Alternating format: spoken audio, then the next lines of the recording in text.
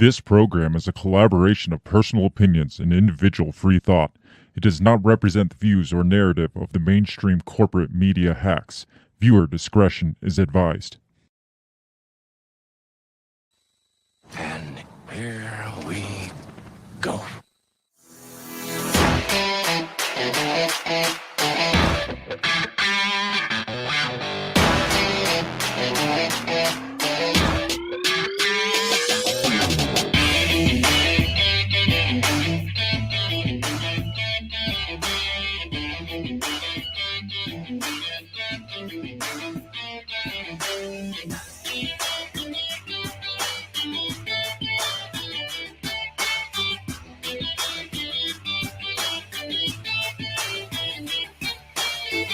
Live from the bell tower, taking a stand for your rights, your liberties, and all the bullshit in between.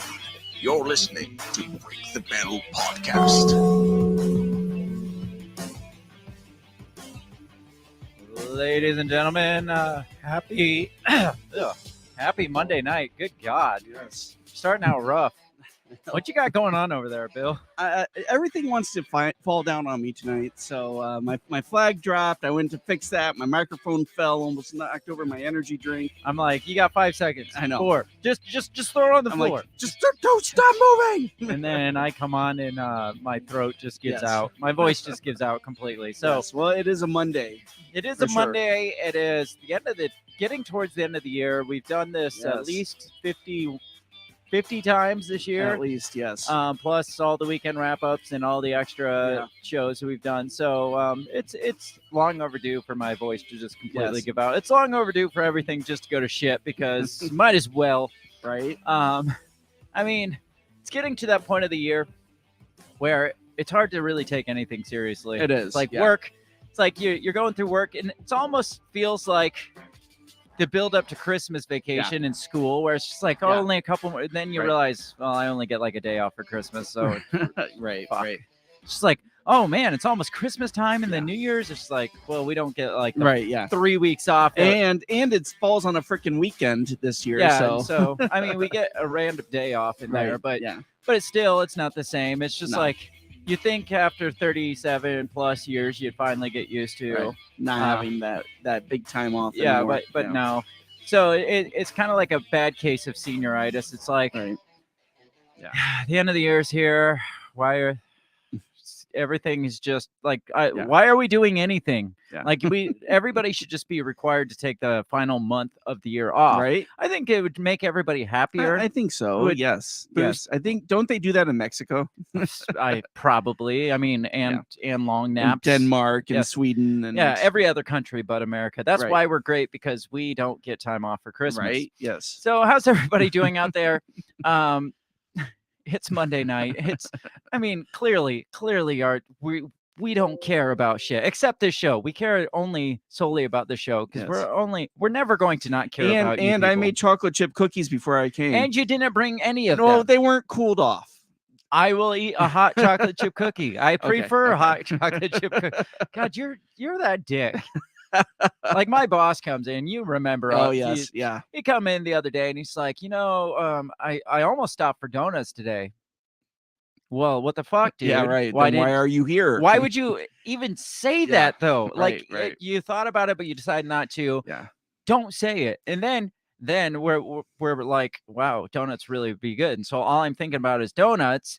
And then the thought goes away because I get busy with office work and stuff. And then he's like, man, today would have been a good day for donuts. It's And like, it's like, you mother. Really? 2 hours in. It's like, seriously, twice? You Yeah. did it twice.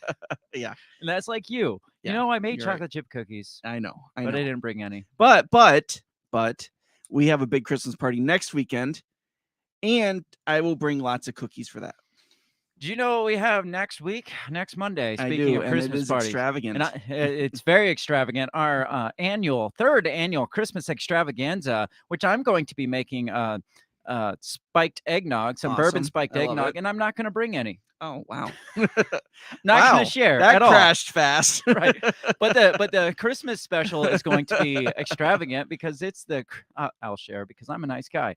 It's 3 years running. our third Christmas extravaganza, and it's going to be big. If you haven't checked out, if you haven't been listening long enough to hear our previous Christmas specials, go back and listen to them. They don't expire. They don't go bad. No. Like They're classics. yeah, they are. Go back and watch them. It's kind of like It's a Wonderful. I would put it on par with It's a Wonderful Life. I would say Wouldn't so. you? No, I definitely, mean, definitely. It's as We wholehearted, should do family a oriented. black and white edition. We should put that out we there. Should, Just we should do a yeah. black and white.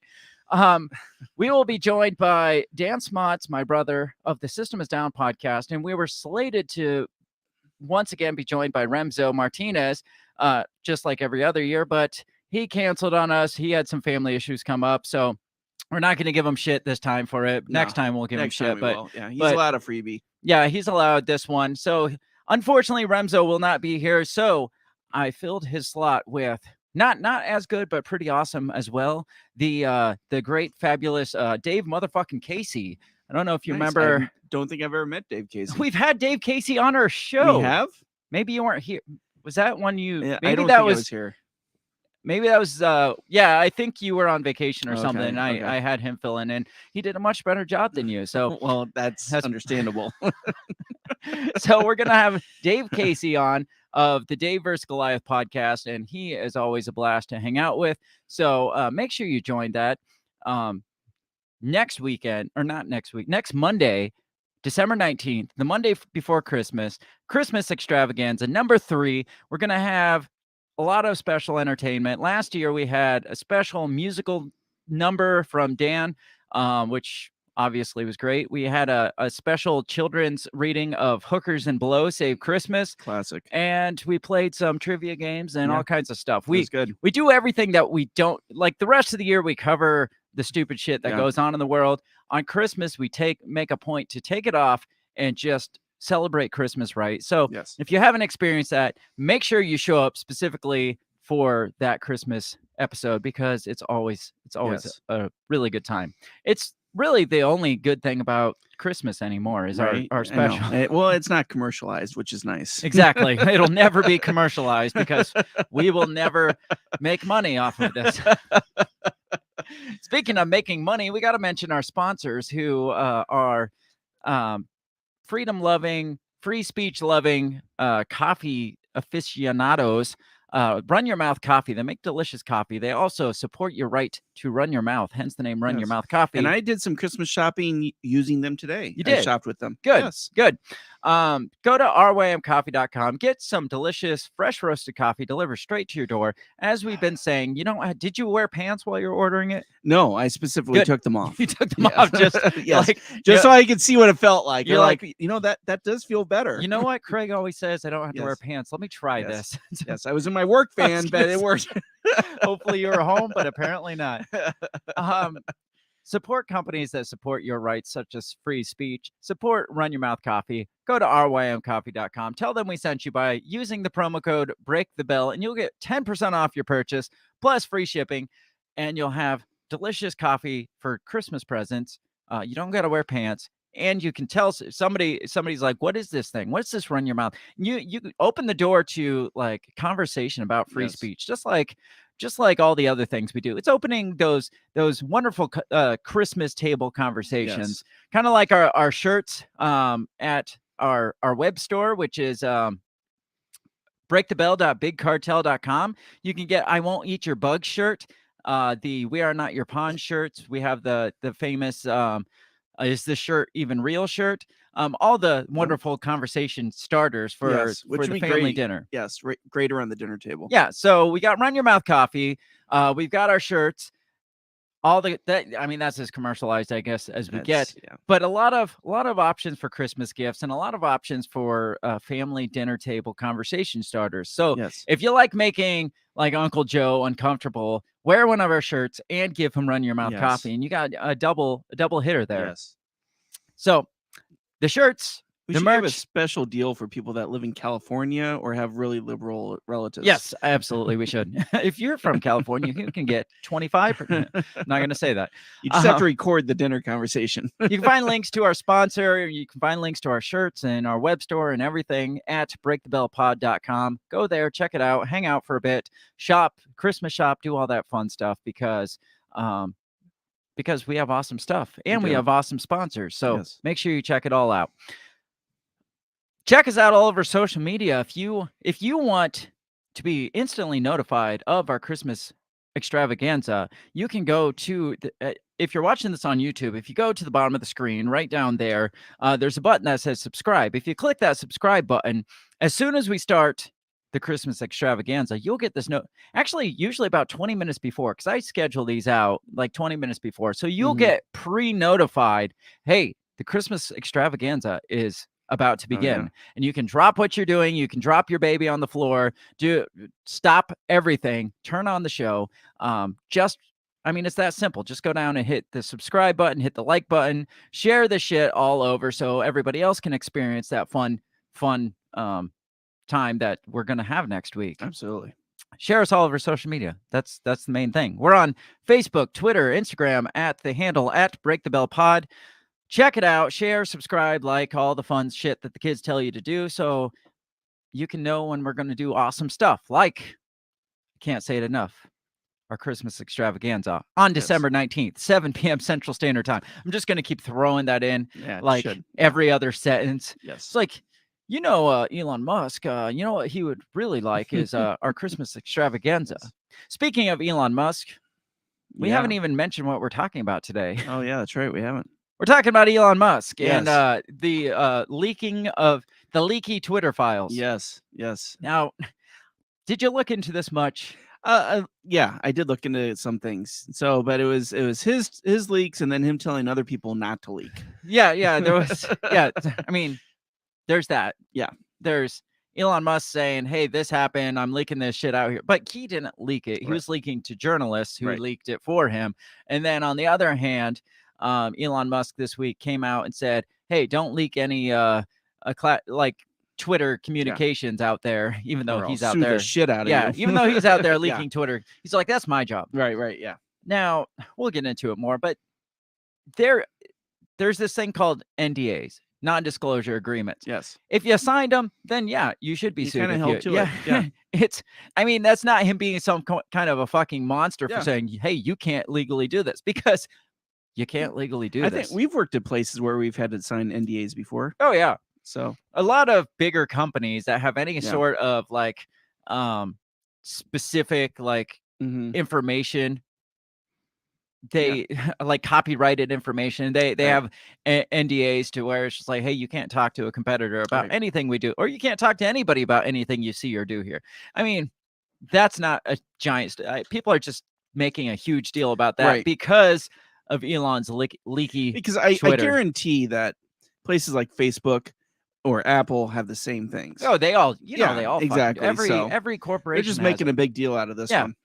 Now, it grosses me out talking about leaky anything, but I'm going to keep using the word leaky because it'll keep people's attention. We're going to go watch this intro video. Man, I am like stumbling over myself. Yes. You need more caffeine. Maybe I had too much caffeine. Oh, okay. I'm going to go watch this intro video, and when we come back, we're going to talk about Elon Musk's leaky Twitter files. It'll be interesting. I'm not going to say anything else. We'll just get into this intro. Let's do it right now. We'll be back. What did you say?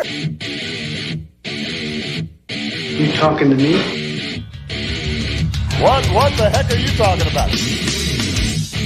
What did you say? What did you say? What did you say? Are you talking to me? Are you talking to me? Are you talking to me? What are you talking about? What are you talking about? What are you saying? What did you say? Are you talking to me? Well, maybe he was talking to me. What did you say? Talk to me. What in heaven's name are you talking about?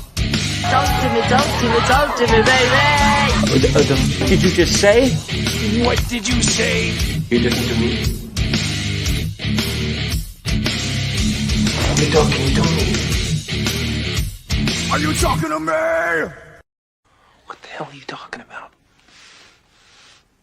Who are you talking to?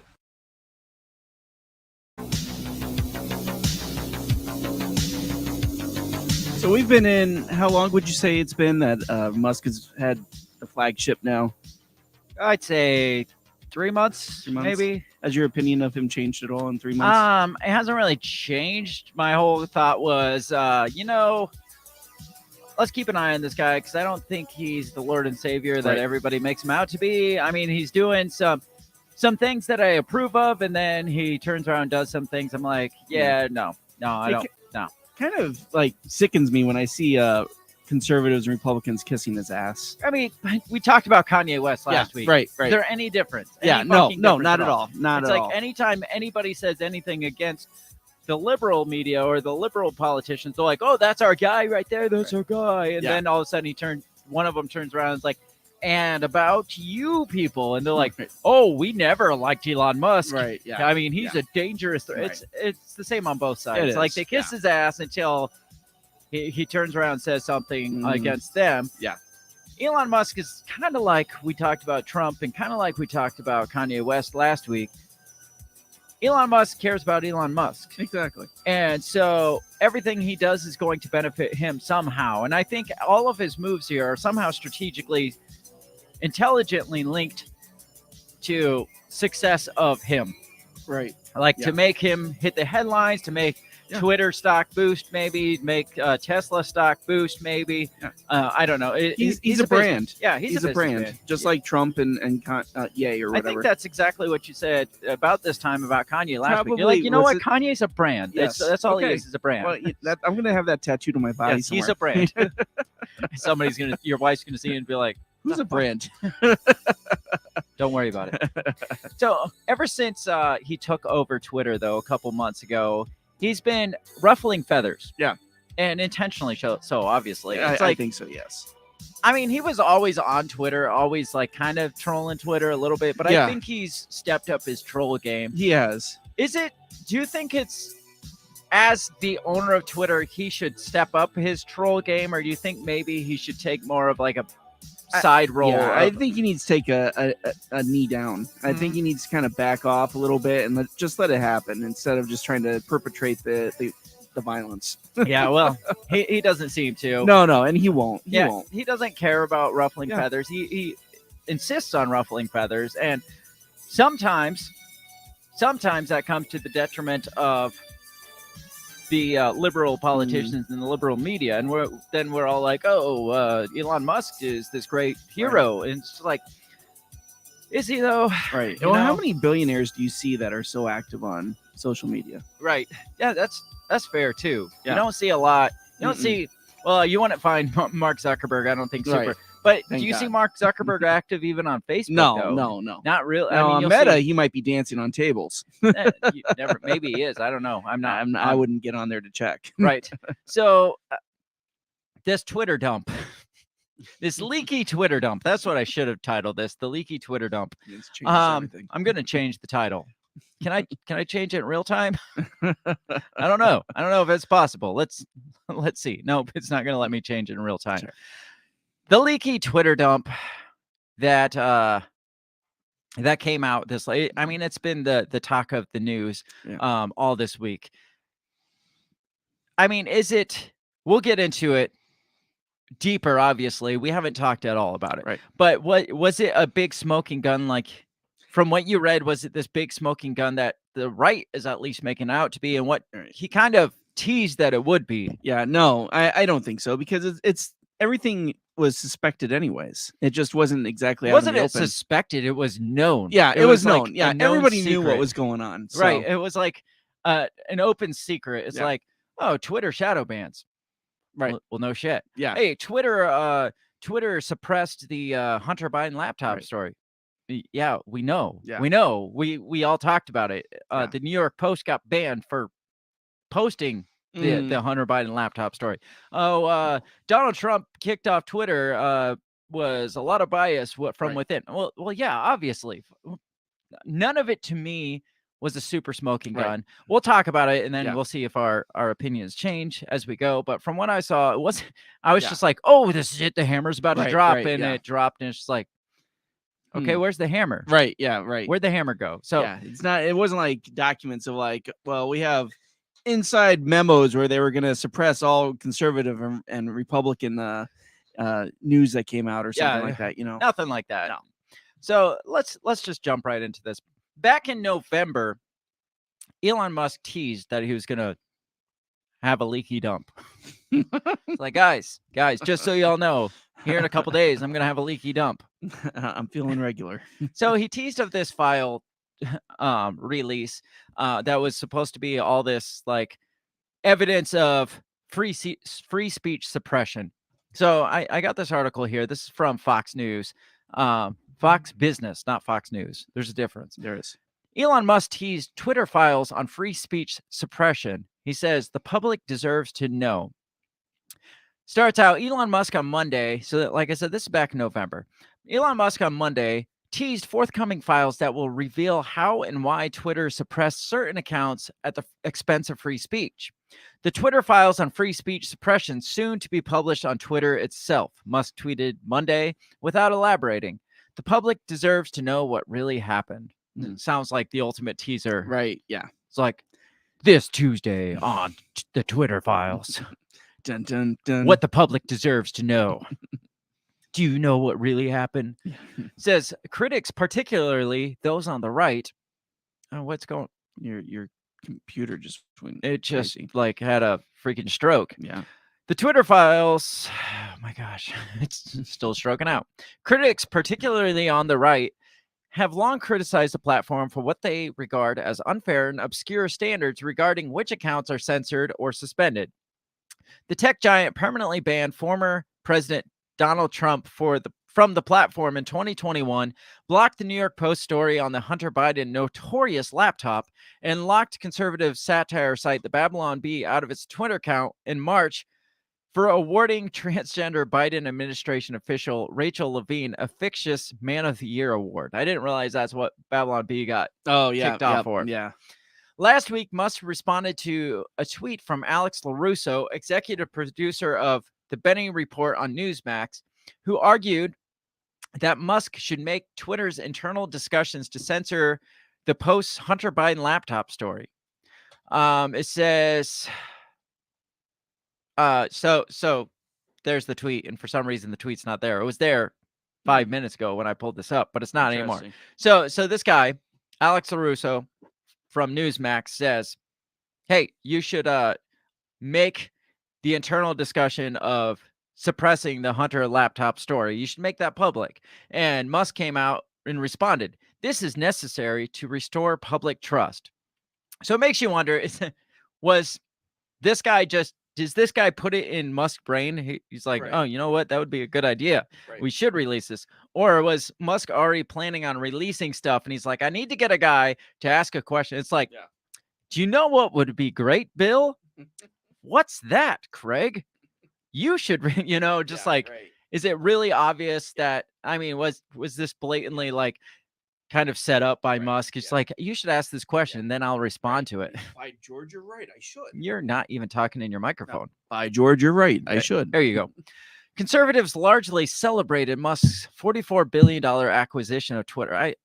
I don't care about that. Yeah. Says Musk, who has described himself as a free speech absolutist, said he acquired the platform because it is important to the future of civilization to have a common digital town square where a wide range of beliefs can be debated in a healthy manner without resorting violence. Now, would you say he is a free speech absolutist? I was going to ask you that. No, No. I don't think so, because he banned Kanye West Yes. for that posting realism symbol. Yeah, for posting his like bizarre Nazi/Jewish logo. yeah. And he's just like, this is dangerous. This Yeah. is like inciting violence. It's like, that sounds like old Twitter. Right. It sounds like old Twitter speaking. It's Yeah. like, wait, how is this inciting violence? Yeah. Wait, I remember asking that question 6 months ago to old Twitter. So Musk, new Twitter is sounding a lot like old Twitter. Yes. So free speech absolutist, Yeah. not so much. Yeah. I mean, if it was truly free speech absolutist and truly a town square, let him put it out there and let the crowd react. Yeah, let the people Yeah. like berate him for Exactly. his stupidity Yeah. for choosing to choose this. But I feel like he misrepresents the term absolutist. Mhm. He's not aware of the definition of absolute. Right. That means like Yes. all free speech. That means everything Yeah. is allowed. It's like a free open Yes. forum. Like it or not, it's there. Now, Are you a free speech absolutist? Do you feel like Twitter should just allow any form of all free speech, I do. like including hate speech? Like, Yeah. what if like 30 Nazis gang up on some Jewish guy and was like, "I'm gonna fucking kill you," and you think that they should just be allowed to just continually do that? Yeah, I do. I I feel like I think that I do, but at Well- some point it's just like But I mean, some people definitely abuse the It- freedoms. they do. But if you saw that, would you not come to his defense? I would, sure. Yeah, and I'm sure lots of other people would too. Mm. I don't know.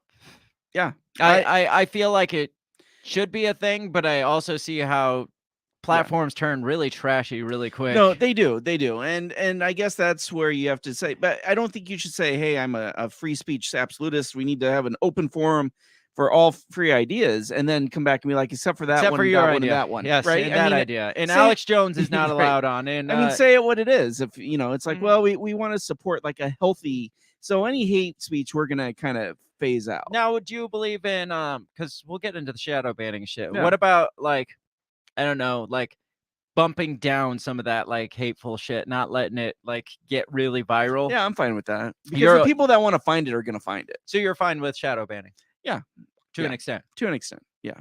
So But again, it's okay. And here's the problem though, with the shadow banning is it going to be like, oh well, you don't agree with the vaccine, so we're gonna bump you down here, or oh you think Trump should be president, so we're gonna bump you down here. so where do we which- draw the line then? Well, but that's the thing. It's like if you're gonna shadow ban, what's your criteria? Is it hate speech? Is it discrimination? Or is it just somebody offering different ideas? I see the whole shadow banning thing. To me, I feel like everything should just be organic anyway. There shouldn't be algorithms that like Right. there's algorithms that bump certain posts and Oh, yeah. make them viral when it's just like, why am I Well, seeing this I mean, constantly? that's what old Twitter, Facebook, and Google are. Mhm. You know, It's like why it's like everybody's talking about this. No, it's you're just Yeah, putting that right. out in front of Yeah. it. It should be all organic. It's like Yeah. the hate speech might spread a bit, Mhm. but I think it's safe. I feel maybe this is just because I'm a white guy. It's safe to say that the ultra like terrorist type KKK hate speech, it's very minor compared to like everybody else Right, out there. absolutely. So I feel like if it was all organic and there wasn't like, hey, I can pay to get this thing boosted, or I Mhm. can hack these, not hack, but like figure out the algorithms to say the right things to get these things to trend. If it was just organic, Mhm. it's not gonna get that far. Right. No, and you're right. And I guess that's what I was meaning as well. So not like a forced shadow banning, more of like or let the crowd decide what is Yeah. worth talking about. That could get dangerous too. But do you want free speech or do you not Well, want I was free going to speech? say, I mean, free speech is dangerous. Democracy is a danger threat to It itself. is. Absolutely, it is. So That's why it I- doesn't last long. Yeah, I mean that's why.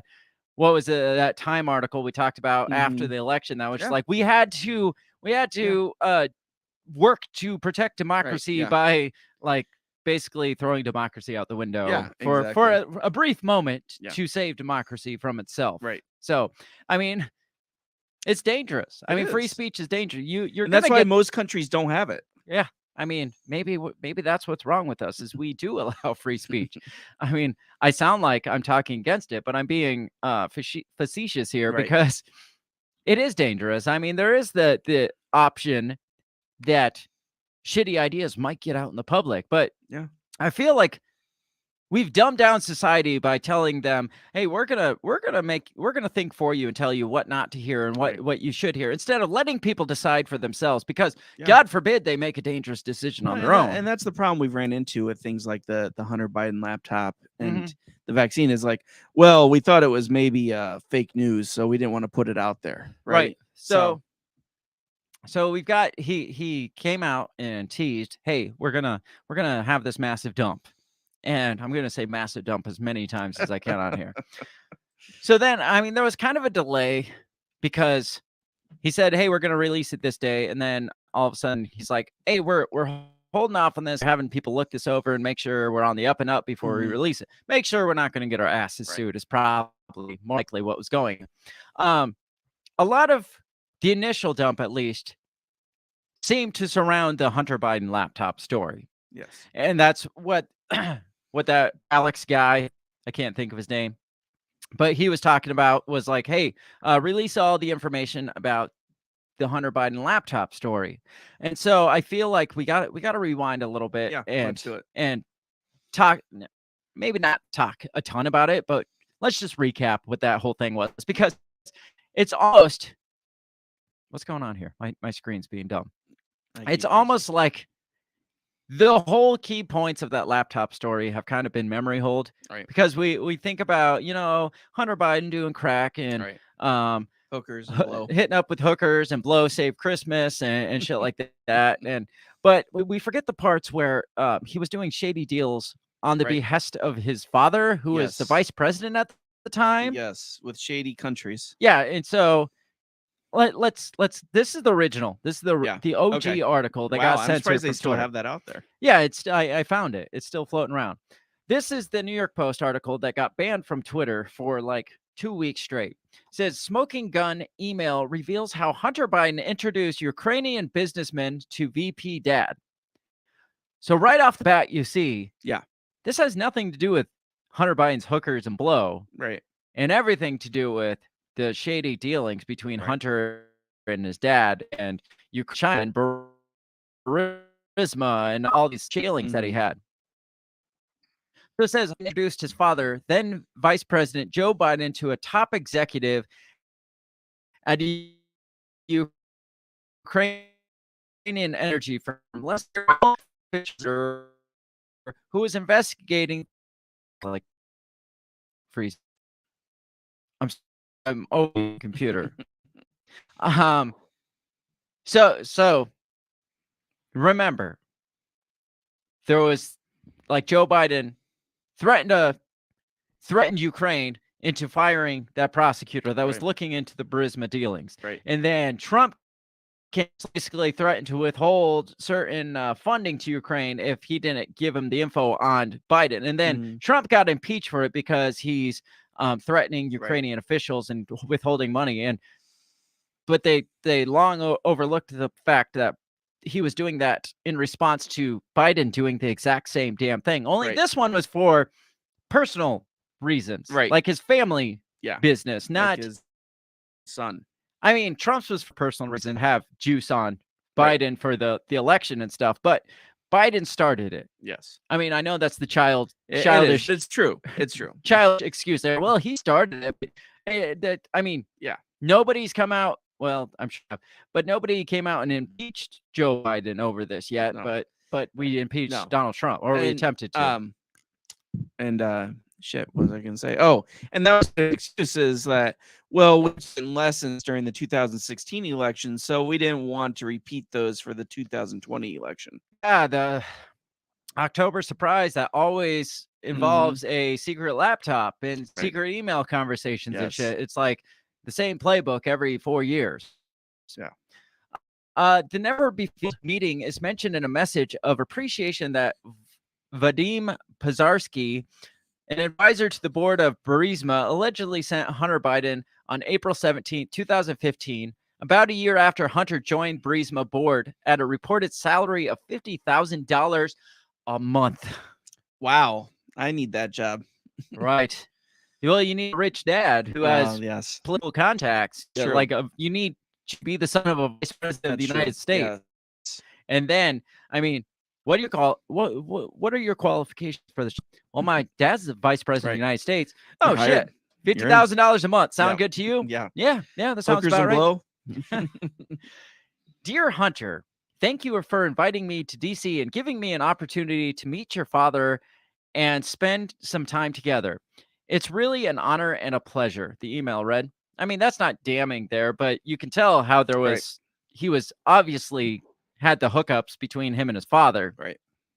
It says an earlier email from 2014 shows Pizarsky, reportedly Burisma's number 3 executive, asking Hunter for advice on how you could use your influence on the company's behalf. The Blockbuster correspondence, which files in the face of Joe Biden's claim that he's never spoken to my son about his overseas business dealings, is contained in a massive trove of data recovered from the laptop computer. So those emails alone aren't super damning. It's like, hey, thanks for allowing me to meet with your father. Damning part is Biden had come out previously and said, I don't know anything about, like, we've never spoke about his business dealings. Right. I mean, Hunter was already being investigated for some shady dealings. And Joe Biden's like, don't know anything about it. Right. Well, these emails clearly show it's like you had a fucking meeting with his business partners. What are you talking about? It's like your guys are in business together. Says other material extracted from the computer includes a raunchy 12-minute video that appears to show Hunter, who's admitted struggling with addiction problems, smoking crack while engaging in a sex act with an unidentified woman, as well as numerous other sexually explicit images. No, those things aren't damning to me. That's on probably every celebrity's laptop. I don't give two shits about Hunter Biden's dick pics or his addiction problems. Yeah, I mean, I'm sure you go look at G.W. Bush's well, was there laptops back then? No, I don't. His Palm Pilot? I don't know. But if you remember, his Rolodex, his daughters were pretty famous for their party exploits. Whose daughter? Oh, G.W. oh, Bush's. yeah. So I'm sure if video would come out of them, and I mean, something. G.W. is he was he was coke addict. He back liked in the his day. coke. Oh yeah, and they all like. I mean, how do you think they get to the spot they're in? Right. It's not through hard work. It's through hard coke use. Right. Yeah. And Hard connections, high level connections. Yeah, like Hunter Biden and Joe. The big guy. You remember they called him the big guy. And you know the big guy calls himself that. I don't want to hear Joe Biden call him the big guy. That's not what Hunter calls him. Hunter calls him pedo. Does he really? Calls his dad pedo? Oh, yeah, there's like a journal or something out there or like some text or something. He refers to Joe as Pedo Pete. Oh my. And the fact that you haven't heard this means it's not out there nearly enough. No. Look up Pedo Pete, please. I'm afraid to. So that's kind of a recap. That was the story there. Right. That got banned from Twitter. So that was in October. It was released October 14th of 2020. Okay. So right before the election. Right. Yeah. Which, if you don't know, the election is the second week in November. So you're talking 3 weeks. Now, if this got out into the public, do you think it would have had an effect on the election with everything else going on? It did get out in the public, but then it immediately was fake news. Right. Russian hackers, Russian bots, Russian. Yep. I remember the Wall Street Journal coming out and calling it all fake. Well, you got to realize, not Wall Street Journal. I'm sorry, New York Times. Like 2016, we talked. Hey, that was a laptop. The Wiener laptop. What is it with? What's with it and wieners on laptops? Yeah, it's a political thing. I guess because that thing came out in October, right? And then that spiraled into the best emails, that spiraled into Pizzagate, it spiraled into the Comet Ping Pong, where guys going in with AR-15s trying to find the secret hidden basement in Comet Ping Pong. And that whole thing, I feel like there was probably a lot of truth there. I don't want to get kicked off YouTube, but I feel like there was a lot of things thrown in there to make it just look crazy enough to where this thing pops up in 2020 and they're like, do you want another Pizzagate, guys? Right. Do you really want another fucking Pizzagate? Yeah. And it, I mean, obviously that was Russian misinfo. This clearly has all the freaking earmarks of that same, of the Pizzagate scandal. So obviously this is Russian misinfo too. So instantly it was deemed fake news. Yeah. And Twitter jumped on board with it. It's like, nope, it's fake news. We're going to ban it. For no reason at all. Do you remember any other period of time where an article, even one that could have, even a blatantly made up article, let's say all this was fabricated, right? Where social media is just like, no, we're not going to allow this. You're not going to be able to share it. You're not even going to be able to like private message it on our account. We're blocking it across the board. Have you heard of this, of any other article? No, I have not. What does that do for the article, first of all? Well, I think it makes people curious. They want to see what it says. It gives us some kind of, Yeah. especially from the conspiracy theorists. Right. It's like, well, if they're that hardcore about covering this up, There's got to be there's something good something in here. it. There's got to be something juicy here. And then more people go looking for the article, Mhm. and screenshots are a fantastic thing. Even if this got removed from the internet, it's been at least screen capped Oh yeah. 50,000 times. Yeah. And so, yeah, didn't do yourself any favor or the Biden administration Right. too many favors by, hey, we're just going to blanket ban this thing across the board. No sharing. New York Post, like a major publication, they're getting blocked. And you can't even like private your friends because it's that dangerous. Was there anything in there that was that dangerous? Besides obvious Right. election tampering or whatever. It was propagating the Russian hackers, right? I mean, that's what it was doing for them. I think what was dangerous about it is that it was giving Trump ammunition. Yeah, well, that's obviously Right. what it was. So for them, that's what the dangerous part was. So Twitter locked out the article and also banned the New York Post completely until October 30th is when they finally were like, I guess we'll let you back on to Twitter. We'll get into this. They had no policies really saying, hey, we're going to block you for this. It was very based on very little. It's just like, no, you can't post that. You can't say that. And it's like, well, based on what policy? The policy they cited was the sharing of hacked information. Even though there's no evidence or no proof at this time or any time that this was ever hacked information. Right. It was, hey, this was a laptop that got turned over. But weren't they concerned with how they got the laptop? Oh, yeah. Because it was what was it? A maid found it in a hotel room and gave it to Rudy Giuliani. No, it was somebody had dropped it off to a weird computer repair, like an obscure computer repair guy. Not even Geek City or whatever. I feel like it's bizarre that somebody would just go drop off a Hunter Biden laptop to some hole in the wall computer repair man. Yeah. I feel like they probably have their own computer repair guys on staff. Yeah. So yeah, it's really bizarre how this got out. And then somehow that computer repairman was like, you know who I'm going to give this to? Rudy Giuliani. Yeah, because that's the name that pops on my mind. Yeah, it's just like, this is pretty bad. I'm going to give this to Rudy. Why? Yeah, right. Well, he was mayor during 9/11, so. Oh, okay. There you go.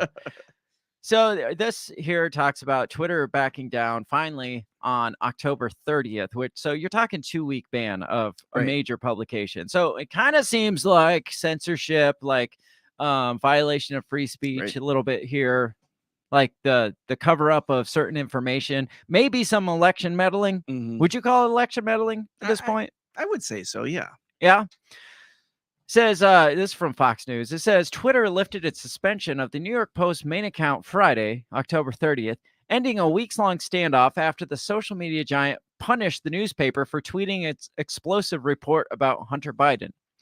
Big Tech faced significant backlash after Twitter and Facebook attempted to suppress the Post report, which included published emails that allegedly came from Hunter Biden's laptop.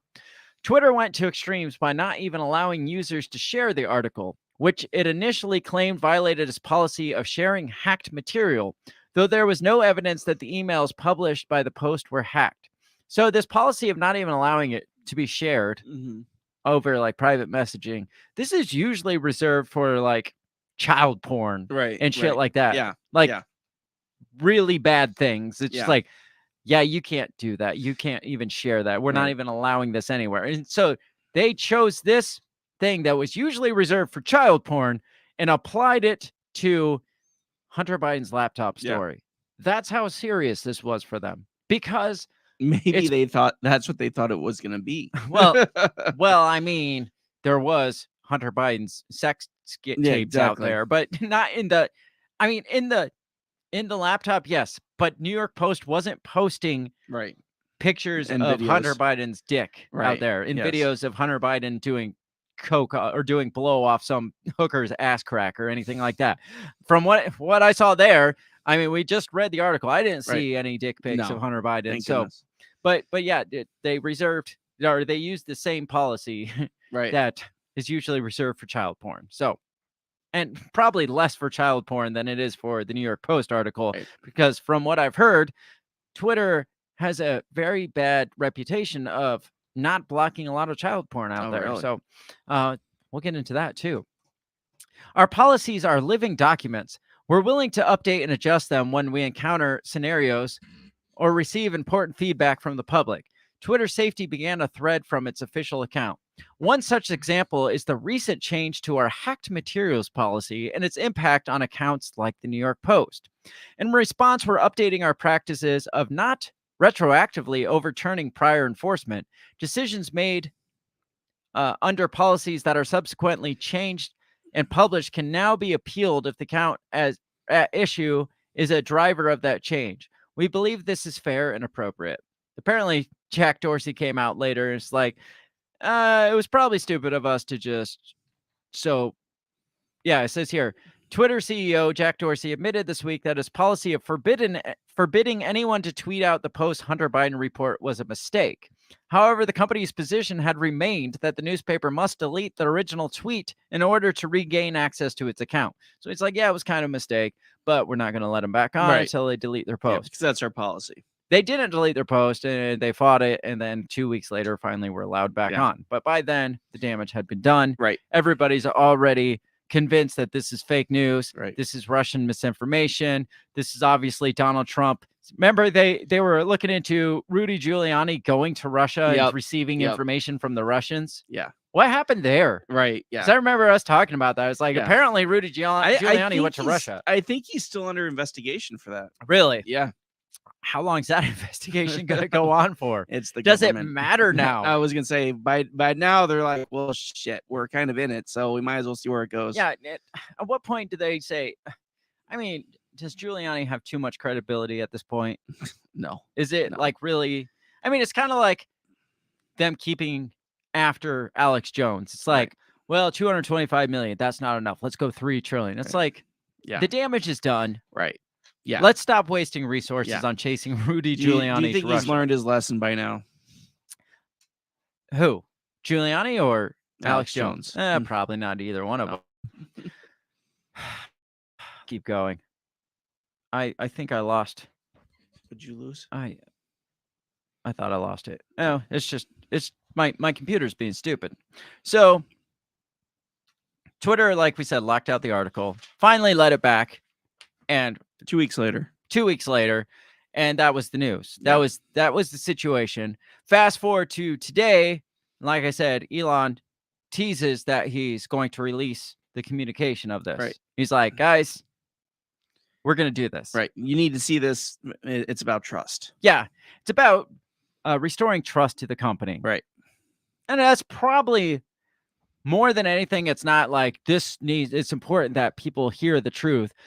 So we can prevent this from happening. It's like, I want people to like my company again. Right. Yeah. I want people from the right to start trusting Twitter again. Yeah. But then you're kind of pissing off. I was going gonna say the left is like, yeah, we're gonna go to whatever's. But there. are they though? Probably. Are they not. leaving? No. I keep seeing. It's like the people that are like, well, if Trump's elected, I'm gonna go to Canada. Yeah, I keep seeing that they're leaving. Yeah, right, but but they're I not keep leaving. seeing them still there, Yeah, saying they that, keep saying they're gonna leave. but they never go anywhere. Beto is here. Beto Hey, says, Beto. "This is pure authoritarianism. It's the stuff of nightmares and revolutions. We're not going to just let it go. But seriously, who's going to hold them accountable? Right.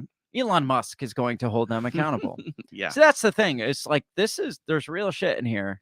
But Yeah. at the end of the day, does it change anything? Right. It might change Twitter's policies, Yeah. but the rest of the media is still going to keep doing what the rest of the media does. Yeah. Facebook will keep doing it. I don't know. All the rest of them will. I don't Yeah. even know. Well, and you know, it's gonna get to the point where Twitter's kind of like almost like Fox News or Parler, and they're like, oh, well, you heard that on Twitter, so yeah, that well, doesn't we count. can't. Can we really trust Right. Twitter? Yeah. That's right-wing propaganda, Yeah, obviously. exactly. Even though Musk is, I wouldn't even consider Musk right-wing. He's come out No. and like claimed to be a support communism before. Right. So I don't know what Musk is. Musk No. is Musk. Yes, Musk again, is Musk, and you have to look at him in that microscope. yeah, right. Musk. If he's influencing you, then you need to find new role models. Right. Musk cares about Musk Yes. and His what- company. how Musk is affected Yes. by things. He was probably like somehow affected by this ban, and he's like, I'm gonna bring them all these fuckers down Right. for this. So fast forward to today, December 2nd. So you're talking a few days ago. The first leaky dump came out. It's about The time. first leak dropped. And like I said, Musk didn't do it because that would kind of seem like a conflict of Right. interest type thing. So Musk or somebody at Twitter, probably Musk, handed it over to reporters. One being this Matt Taibbi, Taibbi. who used to report for Rolling Stone, I Oh. guess. Okay. And he used to be like praised by the left until he started like bashing on both sides, and then all of a sudden he's a right-wing hack. Of course, that's the way it goes. And now they're like, well, he's just a what's the Substack. He's just a Substack Oh, reporter. okay. He Right. like he doesn't have credibility. It's like, yeah, but you forget that he was like a major Right. reporter for Rolling Stone and other publications. Here's a little bit on him. This is from last year. So this is before this leak came out a whole year ago. It talks about what happened to Matt Taibbi, the former darling of liberal media, is now one of its loudest critics. He says he hasn't changed. And this whole thing says Matt hasn't changed. Taibbi hasn't changed. It's like everybody around him is becoming pussies. And he's there. There's the people. I'm not going to read this because we're going to run out of time. But there's the journalists, quote unquote, that follow hard to politics. Mm. So like when the politics shift, they shift with it. Right. They're very, I don't know, polarized or partisanship. So Right. so they hold hard to the partisanship of it. So when the left goes lefter, they follow with it. When the right journalists go more right, the right journalists follow with it. So then you got the certain journalists that are like true to Journalism. reporting, true Right. to journalism. And when he doesn't like something, he's going to point that out. If he doesn't like it on the left, he's going to point out. He came out and did some expose, I guess, or some report comparing, and we've done this before, saying that basically Sean Hannity and Rachel Maddow are Right. the same, are two sides of the same coin. Right. Yeah. And that's when everybody came out against him. It was like, this guy is a hack. He's considering Rachel Maddow as a Sean Hannity. He's Right. obviously somehow that makes him a right-wing hack. Right. I don't know. So that turned into the downfall of Matt Taibbi. And In their eyes, but in their eyes. in other people, he gained credibility. Oh yeah. Yeah. So in my eyes, I mean, that's the kind of journalism I want to hear. Well, yeah. Somebody who's That's- going to actually hold everybody accountable. like old school journalism. Right. Yes. Not the ones that like held on to like a politician's jock and right. like Yeah. like held up, like propped up these dead politicians like the Joe Bidens or the Mhm. Donald Trumps. It's like, oh, look at this guy. He can do no wrong. It's like, no, you just aren't talking Yeah, about the right. wrong. Well, that's just fake news. It's Right. like, Yeah. but no, you're the fake news because you're not reporting the news. Like you can be a left-wing journalist and still point out there's something wrong Right, and yeah. weird about Joe Biden right Yeah. now. Exactly. Yes. But no, I mean, Joe Biden can't do wrong because we're left media. We can't say anything bad Right. about. We'll lose we our can't jobs. ask the hard questions because we'll lose our press pass or Mhm. or whatever. So on December 2nd, like I said, the first drop happened, and I saw this in real time. I'm like, ooh, what the hell is this? Because it was just like all over my Twitter. So my first question was, who the hell's Matt Taibbi? Right. Well, now we know. It says thread, the Twitter files. So I'm not going to read all these because the first ones are just kind of an introduction. It says like, what you're about to read is the first installment in a series based upon thousands of internal documents obtained by sources at Twitter. Sounds like the intro to like those police dramas. Right. Yeah. Yeah. What Like- you're about to hear is a true This story. is true story. Yeah. Yeah. So it's like the Twitter files tell an incredible story from inside one of the world's largest and most. It's so dramatic. Yeah. It's like just get on Yeah. with Right. it, man. What's this freaking story? So now we're at number 5. In early conception, Twitter more than lived up to its mission statement, giving people. It's like, come on. It's like post after post after post, leading Right. like the buildup was exhausting. And then finally, somewhere down here, he gets into it. It says, by 2020, requests from connected actors to delete tweets were routine. One executive would write to another, more to review from the Biden team.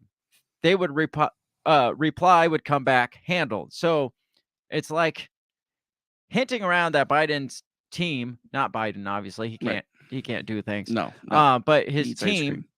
would be like, here, take a look at these tweets. Like, do something about these. These are problematic tweets. And then they would respond, we handled them. Mhm. So it sounds to me like a little government collusion in Little the, bit, the yeah. censoring of Right. certain Twitter documents or Twitter posts. It says celebrities and unknowns alike could be removed or reviewed at the behest of a political party. Both parties had access to these tools. For instance, in 2020, requests from both Trump's White House and the Biden campaign were received and honored. So it's not a Yeah. It's one-sided both thing. sides. Yeah, so it's not specifically pointing out, hey, the Democrat Party is No, Mhm. both sides were able to reach out to Twitter and be like, I don't really like this post. This post makes me look bad. Yeah. Can you do something about this? And Look, it was a late night. I had a burrito. I Yeah. was on the toilet. right. Can we get rid of this? Says the system wasn't balanced. It was based on contacts because Twitter was and is overwhelmingly staffed by people of one political orientation. There were more channels, more ways to complain, open to left, Democrats than the right. The resulting slant in content moderation and decisions is visible in the documents you're about to read. However, it's also the assessment of multiple current and former high-level executives.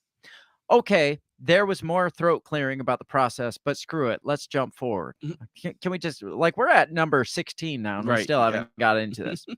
Says the Twitter files, part 1. How and why Twitter blocked the Hunter Biden laptop story. So, again, this sparks from the laptop story. That's why we focused a little on it. On October 14, 2020, the New York Post published the Biden secret emails, an expose based on the contents of Hunter Biden's abandoned laptop. Twitter took extraordinary steps to suppress the story, removing links and posting warnings that it may be unsafe. They even blocked its transmission via direct message, a tool hitherto reserved for extreme cases such as child pornography, like I said. White House spokeswoman Kayleigh McEnany was locked out of her account for tweeting about the story, prompting a furious letter from Trump campaign staffer Mike Hahn, who seethed at least pretend to care for the next 20 days. Is basically what he's saying to Twitter. This led public policy executive Caroline Strom to send out a polite WTF query. Several employees noted that there was tension between the comms/policy teams who had little or less control over moderation and safety and the safety trust teams. So this was her post. Are we able to take a closer look here? Thank you. So it's almost like there was lack of communication between them. Like some of them would take down something and like some execs would be like, why the fuck are we taking this down? What's our policy? Like, basically, what are we going to tell them? If they ask why, what are we supposed to say here? Right. So it says, although several sources recalled hearing. Okay, I forgot. It says, Strom's note returned the answer that the laptop story had been removed for violation of the company's hacked materials policy. This is what we mentioned earlier. Although several sources recall hearing about general warnings from federal law enforcement that summer about possible foreign hacks, there was no evidence that I've seen of any government involvement in the laptop story. In fact, that might have been the problem. So basically, they're like, well, this is hacked information, but there's no proof. Like, what they're going off of is the FBI or CIA or whoever came down in the summer was like, be on the lookout for hacked information during this election cycle. And then this story came out and they're like, well, obviously this is hacked information, so we got to get rid of it. And from according to this, the government didn't tell them this, which I still have a hard time believing that the government didn't. And I feel like a lot of this leak is like playing nice to certain individuals. Mhm. Like it very clearly says a couple times, like there's no proof that the government itself had a hand in Right, this, right. even though previously on they were like, well, each political party Right. could reach out and say, hey, this could be problematic. So you're telling me they didn't reach Right. out during this one? Right. This big one. This big, the Yeah. big one here. They no evidence. I mean, maybe they deleted the evidence. Right. Yeah. Maybe and they that would make more sense. Yeah. Because somebody's somebody was Yeah. like, dude, kill this now. yeah. Right. It says the decision was made at the highest levels of the company, but without the knowledge of Jack Dorsey, with former head of legal policy and trust, Vijaya Gaddy playing a key role. Didn't she become the CEO after he left? That Vijaya Gaddy. I know Oh, she was. yes. Yeah. She got fired. Was it a he or she? I thought it was a he. I don't fucking know. It's a weird name. Anyway, again, kind of like not throwing certain people under the bus. I Right. find it hard to believe that Jack Dorsey had no idea that this was going on under his right. nose. Yeah. No, I would think they would take it to him first. And they point this out several times without the knowledge of Jack Dorsey. It's like, Yeah. Is Elon and Jack Dorsey really buddy, chummy? Did Jack Dorsey come out and be like, I know you're going to release this, but can you please not smear my name and all Right. this? I'll give you $1 billion. yeah.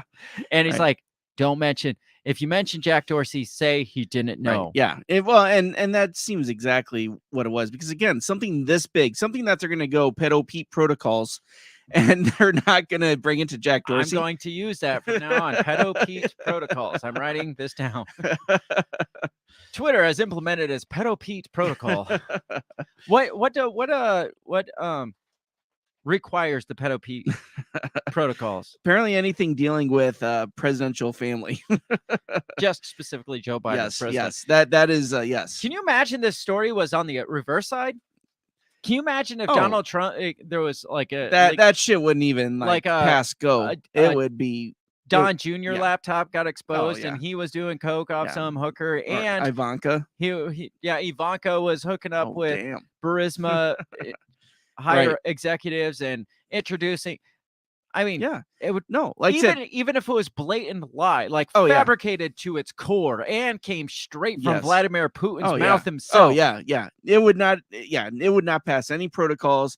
It would be like, oh shit, I'm typing this out now. All over everything. Oh, That's fuck it. all It'd you be- would see is yes. Ivanka Trump yes. did blow off Vladimir. It would pop up Putin's- on the McDonald's drive-up menu. Mhm. Yeah, there would be no surprise. like, No. emergency protocols, Pedo Pete Yeah. protocols that would come into It would play interrupt here. Disney programming. Yes, and maybe that's just us Yeah. being biased, but Possibly. no, that's what would happen. It we is. saw We've how seen it happen. Yes. everything that Donald Trump orders a freaking Big Mac. It's Yeah. just like, oh, Donald Trump hates Yeah. I don't know. He hates vegetarians. Yeah. Right. Yeah. They made a story out of everything. Yeah. So if there was actually a story there, it would be the ultimate news. Yeah, I mean, Yeah. people would be calling for disqualifying him from the presidential race. Yeah. Trump's in the garage. And he's like, I don't know. I just like hitting the button. And they're like, Trump likes hitting the big button. So it goes on and says they just freelanced it. So again, like didn't talk to Jack Dorsey. They just freelanced it. It says it's how one former employee characterized the decision. Hacking was the excuse, but within a few hours, pretty much everyone realized it wasn't going to hold, but no one had the guts to reverse it. You can see the confusion in the following lengthy exchange, which ends up including Gaddy and former trust and safety chief Yoel Roth. Comms official Trenton Kennedy writes, I'm struggling to understand the policy basis for marking this as unsafe. So it says, let's pull this one up. So Trenton Kennedy says, I'm struggling to understand the policy basis for marking this as unsafe. And I think the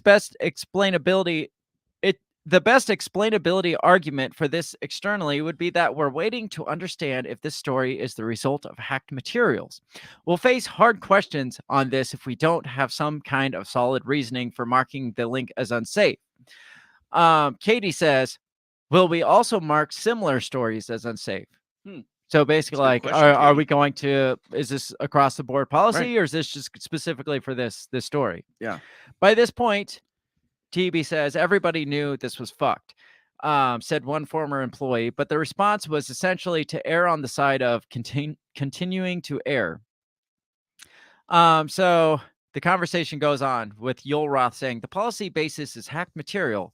Though, as discussed, this is an emerging situation where the facts remain unclear. Given the severe risk here and lessons of 2016, back to the Pizzagate thing, again, it's like, we don't want another Pizzagate, so we got to block this. We're erring on the side of including a warning and preventing this content from being amplified. Even if they came out and said, hey, this information has not been verified. How many times do they do that? They Well, have fact checkers. they and it's have, like, right. And wrong. so, wrong. but even if they're like, hey, you can read this, but we're not real, we're not sure where this is coming from just yet. I mean, how many times do you like post or like see a post from Russian Times that's like, this is clearly from Russian media? Yeah. You probably shouldn't like believe any of this. But also, how many times after, like, say, a mass shooting, do they jump the gun and they're like, this was definitely a white supremacist, right? They find out it's some like Yeah. Mexican tranny. Right, exactly. I mean, so it's like they jump the gun all the time when it suits their purposes. So Gaddy says, what is the warning that will come up? So the little pop-up message. Roth says, new. When you click the link, you'll see the generic unsafe URL message referencing spam, malware, and violations of Twitter rules. Not ideal, but it's the only thing we have. So basically, we're just going to throw up generic, hey, the just violation of Twitter rules. Yeah. Generically stated. Ian Plunkett says, whatever we do in the comms, this will become a biased claim for Jack's pre-hearing immediately. Let's make it clear we're proactively but cautiously interpreting this through the lens of our hacked materials policy and allowing the link with a warning and significant reduction of spread. So it sounds like they're really trying to cover their asses on this. Yeah. Like, we don't got anything to base this off of, to block this off of, but if we give a warning, then we should still allow it. Right. Says former VP of Global Comms, Brandon Borman says, can we truthfully claim that this is part of that policy? To which the former Deputy General Counsel, Jim Baker, again seems to advise staying the non-course because caution is warranted. And Jim Baker's the former FBI guy. Yeah, and we're going to get at Jim Baker. Says a fundamental problem with tech companies and content moderation, many people in charge of speech know and care little about speech and have to be told the basics by outsiders. In one humorous exchange on day one, Democratic Congressman, so a Democrat, Ro Khanna, reached out to Gaddy to gently suggest she hop on the phone to talk about the backlash re-speech. Khanna was the only Democrat official I could find who expressed concerns. So it says Gaddy replied quickly, diving into the weeds of the Twitter policy. So given the all the bullshit, it says, Congressman Khanna, thank you for reaching out, and we appreciate the heads up. We put out a clarifying thread of tweets earlier this evening to explain our policy around the posting of private information and linking directly to hacked material. The press secretary account was not permanently suspended. We request that she delete the tweet containing material that is in violation of our rules. I'd be happy to jump on the phone if helpful. My team in DC are copied here and are available to discuss. Did you say Jessica and Laverne? Yeah, I think so. So that was her post to Congresswoman Congressman Khanna. Yeah, and because that congressman was like, is this okay? Because this doesn't Should seem we do right. this? This seems who was it? Gaddy responded, here's all our bullshit policy that we base this on. So I'll be happy to discuss it with you. But Congressman Khanna was like, no, I don't think so. Because it says, hope you're well, Vijaya. But this seems a violation of the First Amendment principles. If there is a hack of classified information or other information that could expose a serious war crime and the New York Times was to publish it, I think the New York Times should have the right. A journalist should not be held accountable for illegal actions of the source unless they actively aided to the hack. So the restrict So to restrict the distribution of the material, especially regarding a presidential candidate, seems not in keeping with the principles of the New York Times versus or the NYT versus Sullivan, which I'm guessing is New York Times. I like this kind of. Where's this person from? I'm not sure. Hmm. I say this as a total Biden partisan and convinced he didn't do anything wrong, but the story now has become more about censorship than relatively innocuous emails, and it's becoming a bigger deal than it would have been. So basically, it's like you're making this right. so much Like worse. we talked about. You're Yeah. making this so much bigger. Yeah. Like, I don't think there's anything here, but you're making it Mhm. so much bigger. So, I mean, we don't have to read all this shit, but you see, Yeah, this- kind of the this is- thinking. this is the initial smoking gun, though, in all this. No, I don't think so. Like I said, this is something everybody knew. It just wasn't, it wasn't. We weren't given the backbone of what their thinking was behind it, but we knew what they did. Yeah, I mean, this just like adds some Right. credence to it, adds Yeah. some context to it, and Does it do them any favors? Do you think? I mean, by showing like, well, it could be hacked, and we have a policy against this, so maybe we shouldn't. We should, redirect them or something. I mean, does it make it seem like Twitter was justified? no, but I think what this does do, like we all knew this shit. Yeah. This shit we already knew, but to like make it so blatantly obvious, hey, this is a real thing.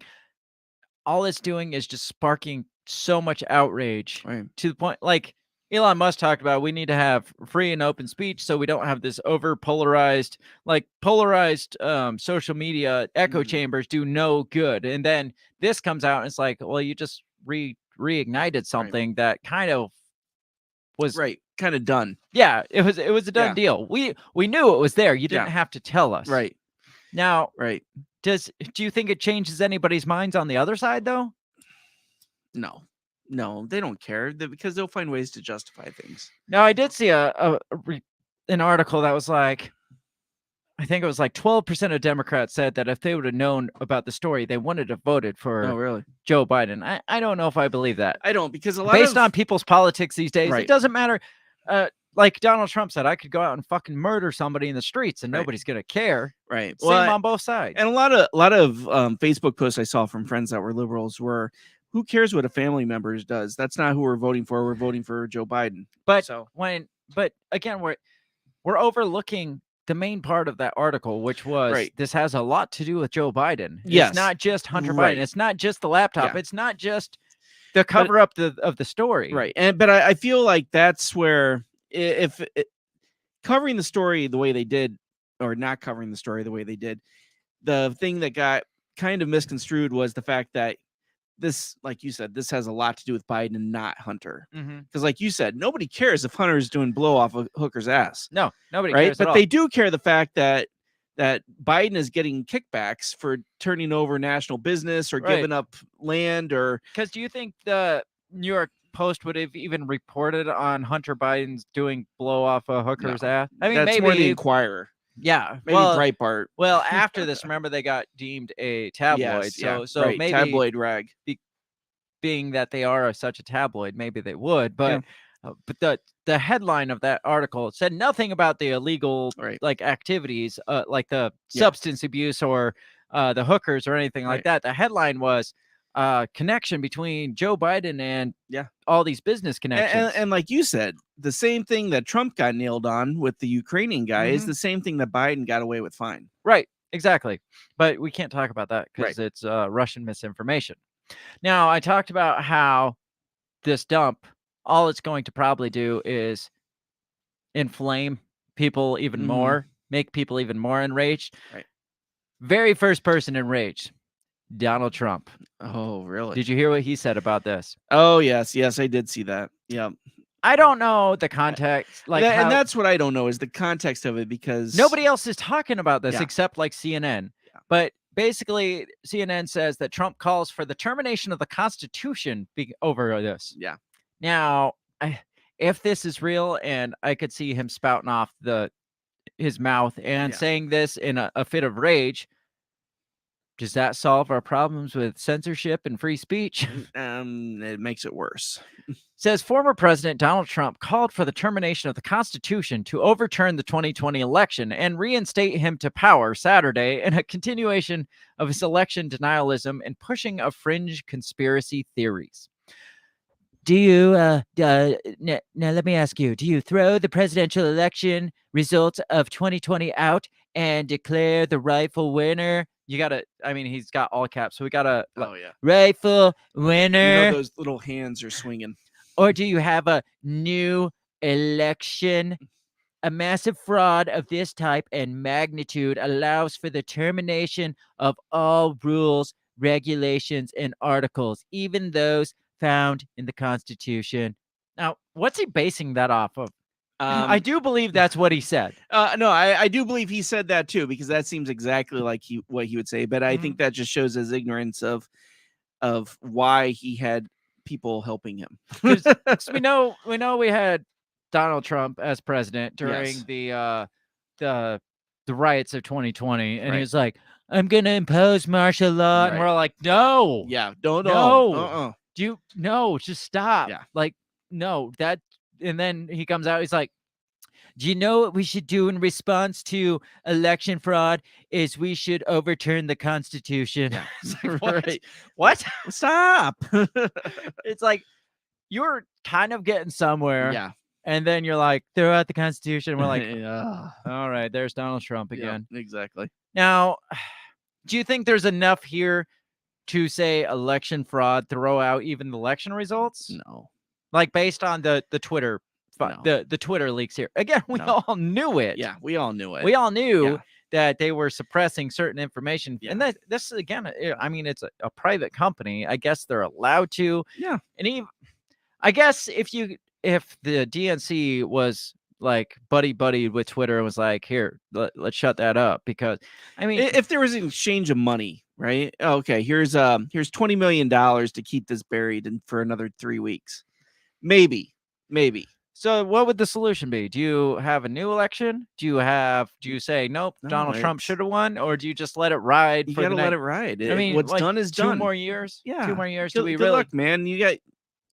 I wish you wouldn't run next time, but if you got to, you got to. I mean, this could be like perfect ammunition for Trump in 2024. Yeah, absolutely. But then he runs his mouth and throws out, "We got Right. to terminate rules in And- the Constitution," and that people are becomes like, a soundbite for the next election for the other side. now. yeah. It's like, Well, you remember? do you really want a president who wants to throw the Constitution out? Yeah, this guy has denied election results for 2+ Yeah. years, 4 years, and by 2024 he will have denied it for 4 years, Right. because he's not stopping. No. And well, first he incited an insurrection, Right, a on violent January insurrection on 6th. January 6th, and he called for the termination of the And Constitution. him saying that leads credence to the fact of people saying that he led an insurrection. Well, I think they even get into that on this, because where somebody said it. Oh, it's Liz Cheney, no less, a Republican, Of said that. So this was her tweet. Donald Trump believes we should terminate all rules and regulations and articles, even those found in the Constitution, to overturn the 2020 election. That was his view on 1/6 and remains his view today. Yeah. No honest person can now deny that Trump is an enemy of the Constitution. Good job, Trump. He's making it really hard to deny that he's an Yes. enemy of the Constitution. But remember, I mean, when we went through the election thing and the blue books and how they saved democracy, they knew exactly what they were doing with giving Trump enough rope where he would hang himself. Yeah. And he continues to hang himself. Maybe that was Musk. Maybe Musk is actually an enemy of Trump, and that was Right? his whole thing here. It's Right. like, I'm going to release enough. It doesn't really say much more than we already knew, Yeah. but it's proof, and it's going to just infuriate Trump to the point where he just commits political suicide. Right. And overnight he did. Oh, He just absolutely. like, He'd sit well, on the toilet and he's like, overthrow Constitution.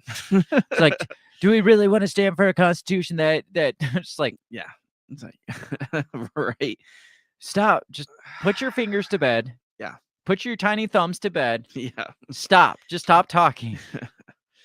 Yeah. I don't know. What do you think of this so far? The Twitter dump. Yeah. I mean, it makes you wonder, like, okay, so Is Musk really trying to set himself up as kind of like the savior of the people? I mean, is that, or at least the right wing? I mean, is that what? Because that almost seems like what he's really going for. It does, and I don't know. I I don't know. I'm still trying to figure out what Musk's end game is in all Right. of this. Right. Like, yeah. what does he have to gain by releasing this information? Right. I mean, maybe his thought process is more people will trust Twitter and they'll jump back on Twitter. They'll Right. know that I'm trying to make real change. But then you got the people on the other side that supported Twitter for the Right. last decade Right. that are like, well, he's a threat to democracy and blah blah blah because he's allowing this hate speech. He's and I saw people that were like, he's putting people's lives in danger by posting these emails with their names and shit Is like he there? that. I mean, Well, I mean, there's probably a lot of people that hate these people. well, probably, but I mean, do you think anybody hates them enough that they're gonna? I guess there are crazy. There are people out there. crazy people out There are there. crazy people out there. So, do you think that? I mean, maybe he's secretly like he's doing this on the public side, but on the private side, he's like setting up the algorithm where you get to see all the leftist liberal stuff. Maybe what he's doing, and this is, I mean, not outside of the realm of comprehension. Maybe what he's doing is testing to see how people respond to stuff so Yeah. he can program his algorithm to Yeah. respond in kind. Because Yeah. we talked about that After January 6th. after January 6th. Yeah. Like all these people posting this shit. I mean, you're programming the algorithm for them. You're right. And maybe he posts these outlandish, bizarre things so he could be like, let's see what my algorithm thinks of this, or how can we respond to this? You know, Yeah. like he's posting things to generate severe responses. Right. Yeah, and that would make sense. And it could be dangerous if Elon Musk really isn't on our side, like he says. I mean, you're talking about the guy that came out like 2 weeks ago and said that the FDA is almost about to approve brain implants. Yeah. That's scary shit there. Yeah. And this guy is like, maybe he's trying to program his AI bots Yeah. to be more realistic, and he's trying to generate the most like extreme responses from people, and he's Yeah. just like programming this into my AI bot. Yeah. No, I mean that's very feasible. So I don't know. It seems like since he took over Twitter, it's like Yeah. everything is to generate like severe responses. Yeah, Like, I think there was something he had posted something like oh gosh, was it something about who was on the naughty list, and then he said Fauci or oh yeah. Yeah. And I was gonna get there. He Oh, said, okay. I think I got that to it. Well, I mean, we'll just pull it up now. Sure. We got to get to break, but we'll pull it up. Oh, He pronouns, tweeted out that's it. last week or earlier this week. My pronouns are prosecute/Fauci. Yeah. And what was he planning to gain from this? Right. You're talking about the guy that last year posted this. To be clear, I do support vaccines in general and COVID vaccines specifically. The science is unequivocal. In very rare cases, there's an allergic reaction, but this is easily addressed with an EpiPen. What Very science? interesting. What science is he basing that off of? Right. Like what side effects is he basing that off of? Because even as early as last year when he posted this, there was all kinds of evidence of brain clots and Right. blood clots and strokes and myocarditis and Mhm. all these things out there. But all that can be solved with an EpiPen. Right. Didn't you know? Now, this person, Representative Dean Phillips, responded to his "My pronouns are prosecute Fauci," said, "It's America. You can select any pronouns you damn well please. But Anthony Fauci has likely saved more human lives than any living person in the world. Wow. Shame on you." Wow. Man, he is on the cult. He's on the No Fauci doubt. cult. He went to the hardcore. movie like 3 times. Holy fuck. Saved more human lives than any living Yes. person in the world. Now, that's not what we're here to talk about, but you brought it up. So yeah, I no, figured no, I'd pull- but I was way off on the tweet, but yes, something like that though is quite inflammatory. Yeah. Now, do you see too many posts from Elon Musk? Because he talks about, he's like, I want to make this free for all, like where everybody can equally share opinions and live in perfect Right. harmony and hippity dippity Yeah. shit. But then he throws out these super inflammatory or like Right. super like charging posts. Yeah. And it's just like, let's see how this one works out. Right. And Yeah. again, it's Elon Musk. He's got ulterior motive. Yes. He's programming brain chips. He's programming AI bots, maybe even his Tesla cars. He wants Right. to maybe teach them how to respond to road rage or so, like right. Yeah. you can, he's got his Yes. AI learning from Right. everything. No, he definitely has an agenda. Yes. So that was the first Twitter dump. There was more, like, I think we're up to 5 now, Okay. but it gets kind of dicey from here because there was a weird delay between the first and the second. And we got to go to break because we're well over that time. But I want to get into that delay and what happened. And it had to do with the lawyer that you brought up. And Right. so we'll get into that here in just a few minutes. We're going to take 2 or 3 minutes to freshen up, powder our noses. And when we come back, we're Take going a to leak, if you will. take a leaky dump, if you would, just like Elon Musk and Twitter. But make it a short one because we'll be back in a couple minutes. We'll be right back.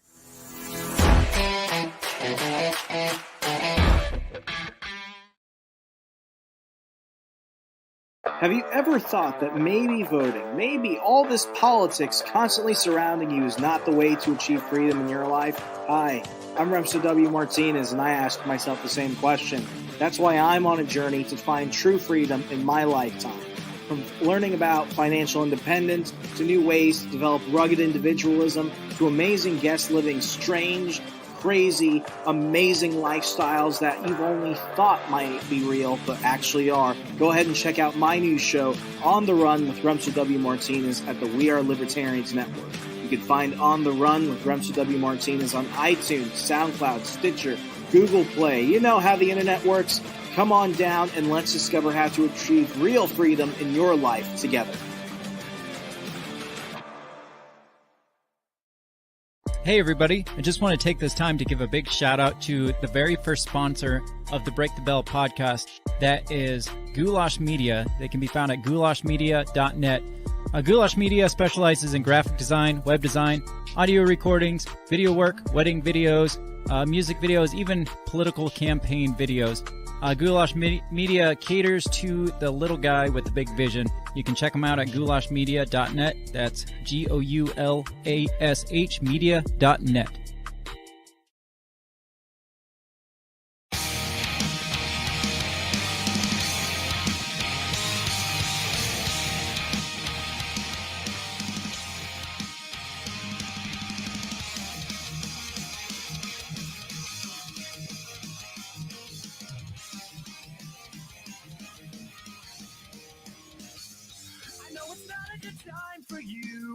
You've got too much on your mind to be so conscious and not just believing every sorry thrown away. And it's about time we address the situation and begin to get back to you. We hold the candle like vigil for your self-respect. Reputation destroyed by what you can expect to be.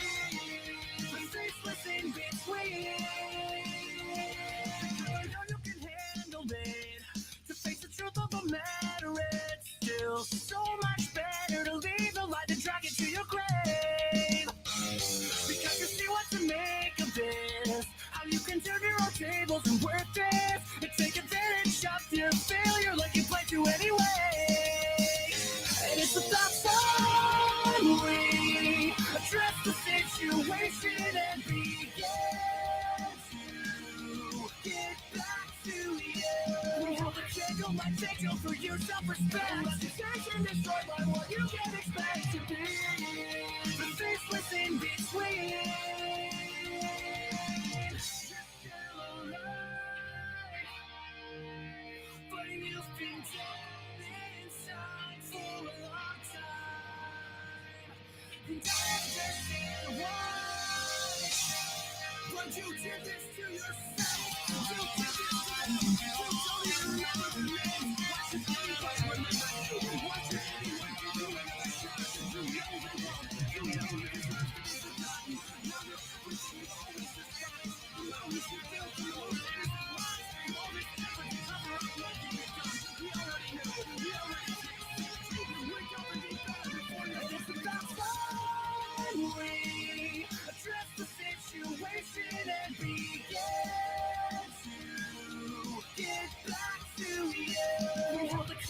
potential for your self-respect. Reputation destroyed by what you can expect to be. The faceless in between.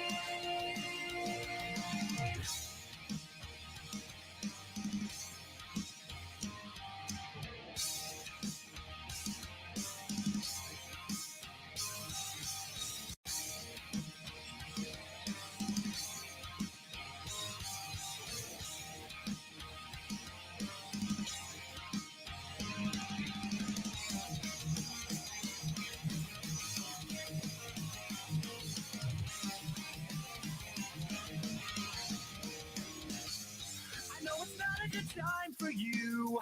You've got too much on your mind to be so conscious and not just believing every sorry thrown away. And it's about time we address the situation and begin to get back to you.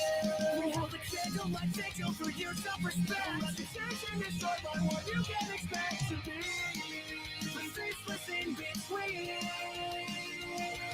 I know you can handle it.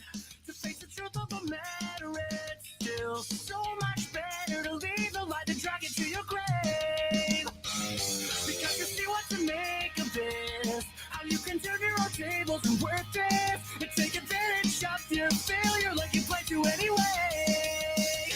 And it's about time we address the situation and begin to get back to you. We hold a candle like vigil for your self-respect. Reputation destroyed by what you can expect to be. The faceless in between. You're still alive, but you've been dead inside for a long time. And I understand why. But you did this to yourself. You did this to yourself. You don't even remember the name. Why should anybody remember you? Why should anyone give you another shot? You know they won't. You know it's not forgotten. Now you're everything.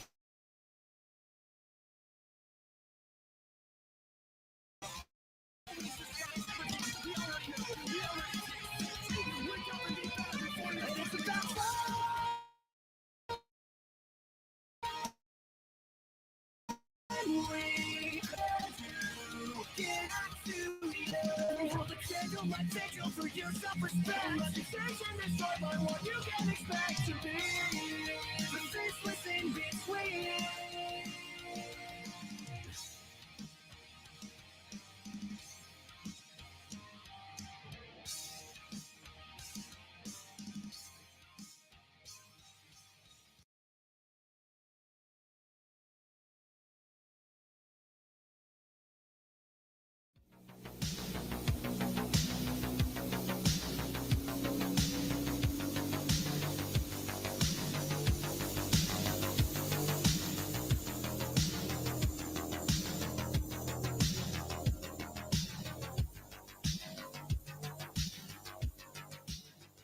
And we're back. Talking about the Twitter dump, the leaky Twitter dump. Very.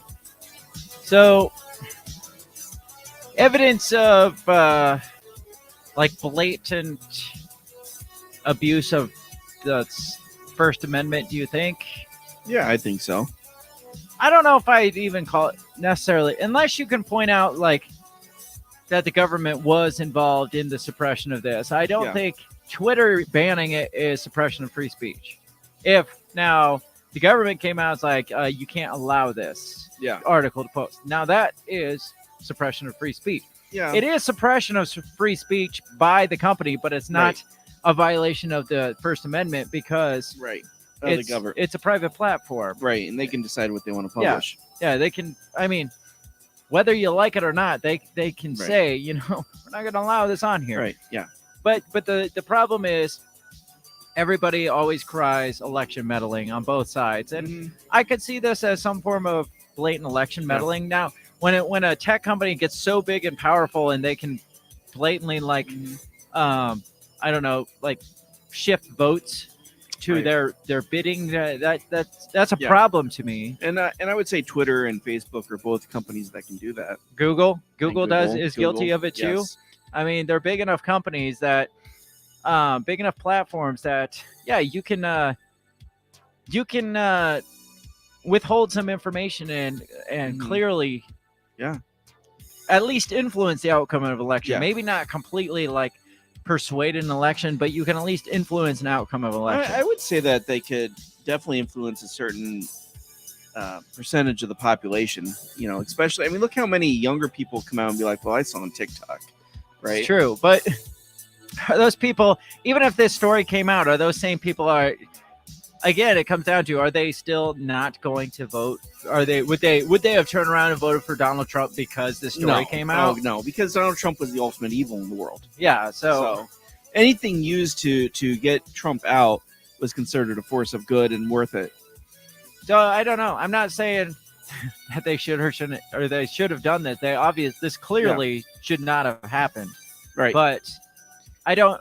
And yes, I do think not just this instance. Yeah, this might have, by suppressing this story, it might have had some influence on the election. I don't think it had a major influence because, again, the story became bigger because it got suppressed. Now, would you say that? Would you say that Hillary's emails influenced the election back in 2016? I think it influenced a lot of conspiracy theorists. Sure. I think by the time the conspiracy theorists got done with it and then the people made it as big as it was, I think the general populace didn't want anything to do with it. Right. I don't think it influenced the Because election. the way I saw this one with the Hunter Biden laptop is a lot like, so in the past, I'm going to use football as an analogy, whereas like a game would be influenced by a pass interference call. Okay. Sure. Okay. And so people would get pissed and they'd be like, you know, a playoff game should not be decided on a penalty call. And so then it gets to a point So where do you just have no penalties in playoff games then? Or? well, they do, but when it comes to like the last, couple minutes, I think they're really careful with what they Right. call, because they don't want to be that ref that calls a penalty and then all of a sudden the game is decided on that. And then, so I can see that almost with this, like, shit, well, the last election kind of got called on this, so we really want to be careful with what we release on this one. I feel like they use that as an excuse. Oh, I agree, and I think feel they'll like keep using that. I feel like the left used the Hillary emails, and they always will use the Hillary emails as the reason why Right. Hillary The lost. fact is nobody liked her. I don't think Hillary lost because of those No, emails. no. I don't think anybody was persuaded to not vote for her because of those emails. I think agree. it probably solidified people's hatred of Hillary. Right. But again, they can keep pointing back at that and be like, well, obviously, if that hadn't happened, same with like a bad call. Now, did the bad call or did the pass interference call did that in the end determine the Right. game? No. Maybe not. Maybe you don't know. Right. I mean, there's no evidence either way because we can't go back and redo that. Even if we did go back and try to play it out, I mean, all these other outside factors are going to play in that Right. didn't happen. The wind could be different, or the temperature could be. Right. So you can't go back Right. and in a perfectly redo that Right. scenario to And- say whether or not it would. And like a candidate, I would say that a good football team does not win or lose based off of a call like that. Mhm. Right? They find ways to overcome. Hillary was a bad candidate, and that's why that happened. So, but she till the day she dies, she's gonna swear that it was Trump and Russian collusion. Right? Yeah, and the email hacks and Right, all, right. yeah. And so I could see where they point back at that for the Hunter Biden laptop. They're like, Mhm. we lost an election, obviously, because of the email hack, Russian hack, collusion, Right. whatever. Do we want this to happen again? Right. No, let's suppress this shit. Right. So yeah, I mean, if you're on the side that says Hillary only lost because of the email Right. scandal, yeah, part of you would be like, suppress these emails. And I would argue that the majority of the people, including Jim Baker, probably believe that. Yeah. Oh, obviously. Yeah. Now, on the flip side, though, I also don't believe that the Twitter banning this article is what made Joe No. Biden win. There was so much other forms of cheating out Yeah, there. That exactly. This was very minuscule. we can't even say that, or Yeah. we might get kicked off as election deniers. But I feel like there's plenty of cheating on both sides. Yeah. And somebody just cheated a little bit better. Right. And Yeah, and we won. went through the playbook, so we know how good it was. Yeah. So you keep bringing up Jim Baker Yeah. because, like I said, the first batch was released, and then that Taibbi guy was like, second batch to come. Well, there was like quite a significant, like, couple day delay Mm-hmm. in the second batch, and it's come out that because this is how it worked. Elon Musk didn't just release them, like we said, Right. and he didn't just hand them off to a reporter. He would turn them over to lawyers who would determine, like, so there's Right. some kind of legal proceeding to turning this over so Yeah. he couldn't get his ass sued. Turns out one of these lawyers happens to be one of the lawyers that was involved in suppressing the story to begin with, as well as being a top lawyer for the FBI who was involved in the whole Russia collusion story to begin with. And Ironic. very, like, small world, you know? Yes. Yeah. The funny thing is Elon Musk didn't know this when he handed him over. So Really? let's get into this story because it says Elon Musk fires Twitter lawyer Jim Baker, who was involved in censoring the Hunter Biden laptop and the Russian probe. So it says Elon Musk said that Twitter's former deputy general counsel, Jim Baker, so he's like high up on their legal team. Jim Baker was exited from the company on Tuesday after revelations about his role in the platform's handling of the Hunter Biden laptop story. Journalist Matt Taibbi published internal communications over the weekend that took place among Twitter's top brass in October 2020 about how to deal with the New York Post publication of materials on the Hunter Biden laptop. Baker was involved in discussions about whether the laptop falls under Twitter's hacked material policy. So this is a quote from Baker. I support the conclusion that we need more facts to assess whether the materials were hacked. At this stage, however, it's reasonable for us to assume that they may have been and that caution is warranted. So he's pretty much like, we don't know if it's hacked, but I think it's safe to say it was, so let's ban the shit out of this. Baker was responding to a Twitter executive who was wondering whether they could truthfully claim that the laptop story was part of the policy. Before joining Twitter, Baker also worked as general counsel at the FBI, where he was a key figure in the Bureau's investigation into alleged Russian interference in the 2016 presidential election. Attorney Michael Sussman met with Baker in 2016 and presented purported data and white papers that allegedly demonstrated a covert communication channel between the Trump organization and Alpha Bank, which is based in Russia.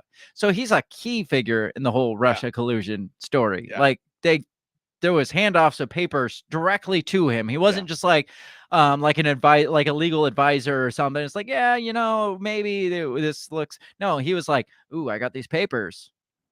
It says Sussman was accused of telling Baker he was not doing work for any client, but later billing Hillary Clinton campaign for the work.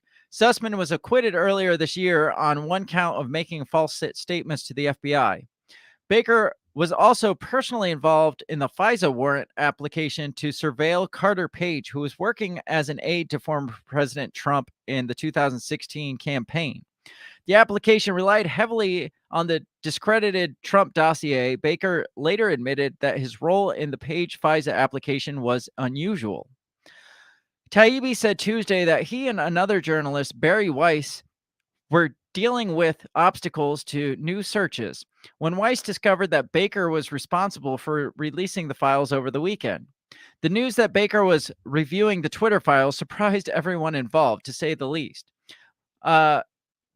Musk later, it says Musk tweeted later, but I think it's supposed to be Musk. Musk tweeted later on Tuesday that Baker's explanation for his involvement was unconvincing. Representative James Comer, a Republican from Kentucky, told Fox and Friends on Monday that the House Oversight Committee will likely call Baker and Twitter execs to testify about their handling of the laptop story. So it says Baker and Vijaya Gadde are probably two most high-profile Twitter employees that we want to hear from. So he's pretty heavily involved in this. Yeah. Now, again, unknown to Musk, the owner of Twitter, Right. handing off, like, he doesn't realize, like, one of the top legal people in his company happens to be one of the most prominent people in this case involving the New York Post. Yeah. the banning of the New York Post article. He Yeah. didn't know that. I believe that. You I do. You I do. do. Yeah, I do. I You believe that when he handed off to his legal team, this name never came up. Jim Baker never came up. I believe he probably didn't pay attention. It probably popped up here and there, but I don't think he actually went through it himself. Is it possible? Is it possible that maybe Musk was like, this guy was involved. I want to fire him, but it's not going to be a big ordeal to just like a month ago be like, hey, I'm firing Jim Baker for his because of his mishandling of this thing. Mhm. Or does he wait until this Twitter leak comes out and he's like, oh shit, that's the guy, and have this like public execution of Yeah. Jim Baker And that's in the public that's square. possible. That's possible, knowing Musk. I mean, he calls it the public square. Right. So Yeah. in a public square, we have to have public executions. Yep. So the first and foremost being Yeah. Jim Baker. Right. There's somebody I gotta fire, and I don't know. It's not gonna be you, and not gonna be you. I mean, Oh, when it comes whoa, to a guy whoa. that likes to make a big ordeal out Yeah. of all things, Everything. this would be how he would do it. He wouldn't be like, I mean, he fired that guy on Twitter. Right. I mean, that wasn't a big ordeal, but it was a big ordeal because he fired him on Right. on Yeah. a Twitter social post. media. Yeah. But then we got this huge guy that not only was part responsible for the censoring of the New York Post thing, he also was heavily involved in the Trump dossier, the Trump Russia collusion, and all this shit. And so it's just like, I've got my freaking sacrificial lamb right Yeah, here, and that's I'm going possible. I'm gonna make a thing of it.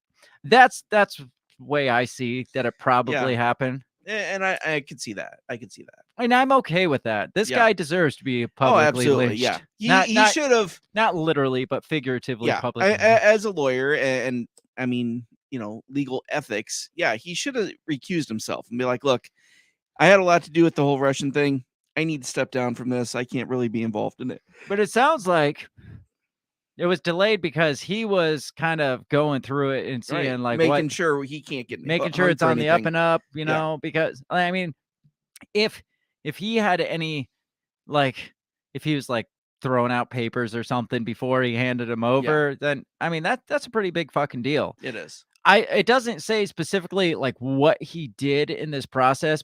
It just says he was involved in the handoff between Musk and the reporters, and that just kind of seems like a conflict of interest. A little bit. Makes you, it does make you wonder: is he filtering through it to get rid of anything It's with like, his okay, name on we're gonna it? shred these, and we're gonna black out this here and this.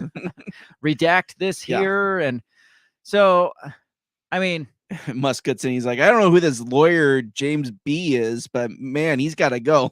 Well, it kind of did come down to that. Like, there was like this delay, and Barry Weiss was the one that pointed it out. Supposedly, it Yeah. was like, "What guys? What's the holdup?" And they're like, "Well, it's been we're waiting for Jim." Yeah, And she- he's redacting certain things that he thinks Yeah, and shouldn't be out. and Barry Weiss, she was like, "Jim, like Jim who?" And they're like, "Jim B." And they're like, "No, Jim who?" And they're like, "Well, it's Jim Baker." And she's like, "What? Yeah, Jim who? Uh, The Jim Baker?" get him on the phone now. Yes. Does Musk know about Yeah. this? Musk is like, no, I didn't know anything about this. He probably intentionally handed. He's like, Jim, come here, Yeah, look these over. Tell me if there's anything we his need to keep name's out. like right on the cover. Yeah, it's the top email file that was released. Yeah. It's like, then Jim Baker said that. It's like, just look this over and hand it off Yeah. to Barry Weiss and Taibbi, and he's Yeah. just like, oh shit, shit. He was, Is everything okay? Is there something you see in there? it's like being handed a gun in Russian Yeah. roulette. It's just like, Yeah. Yeah. like he had to know it was coming. Yeah. So I don't know. I do find it bizarre. I think there's more to the fact that Jim Baker worked for the FBI and then went and worked as legal for Twitter Right. than anything else Yeah. in this. And there's a lot of connections between Twitter and the FBI Yeah. that, I mean, they're mentioning, but they're kind of, I mean, it's not as big as, oh, the free speech suppression and this and that, Yeah. because there was the one guy, he was a Twitter exec. Apparently, around the election, this Twitter executive met with the FBI on a weekly basis.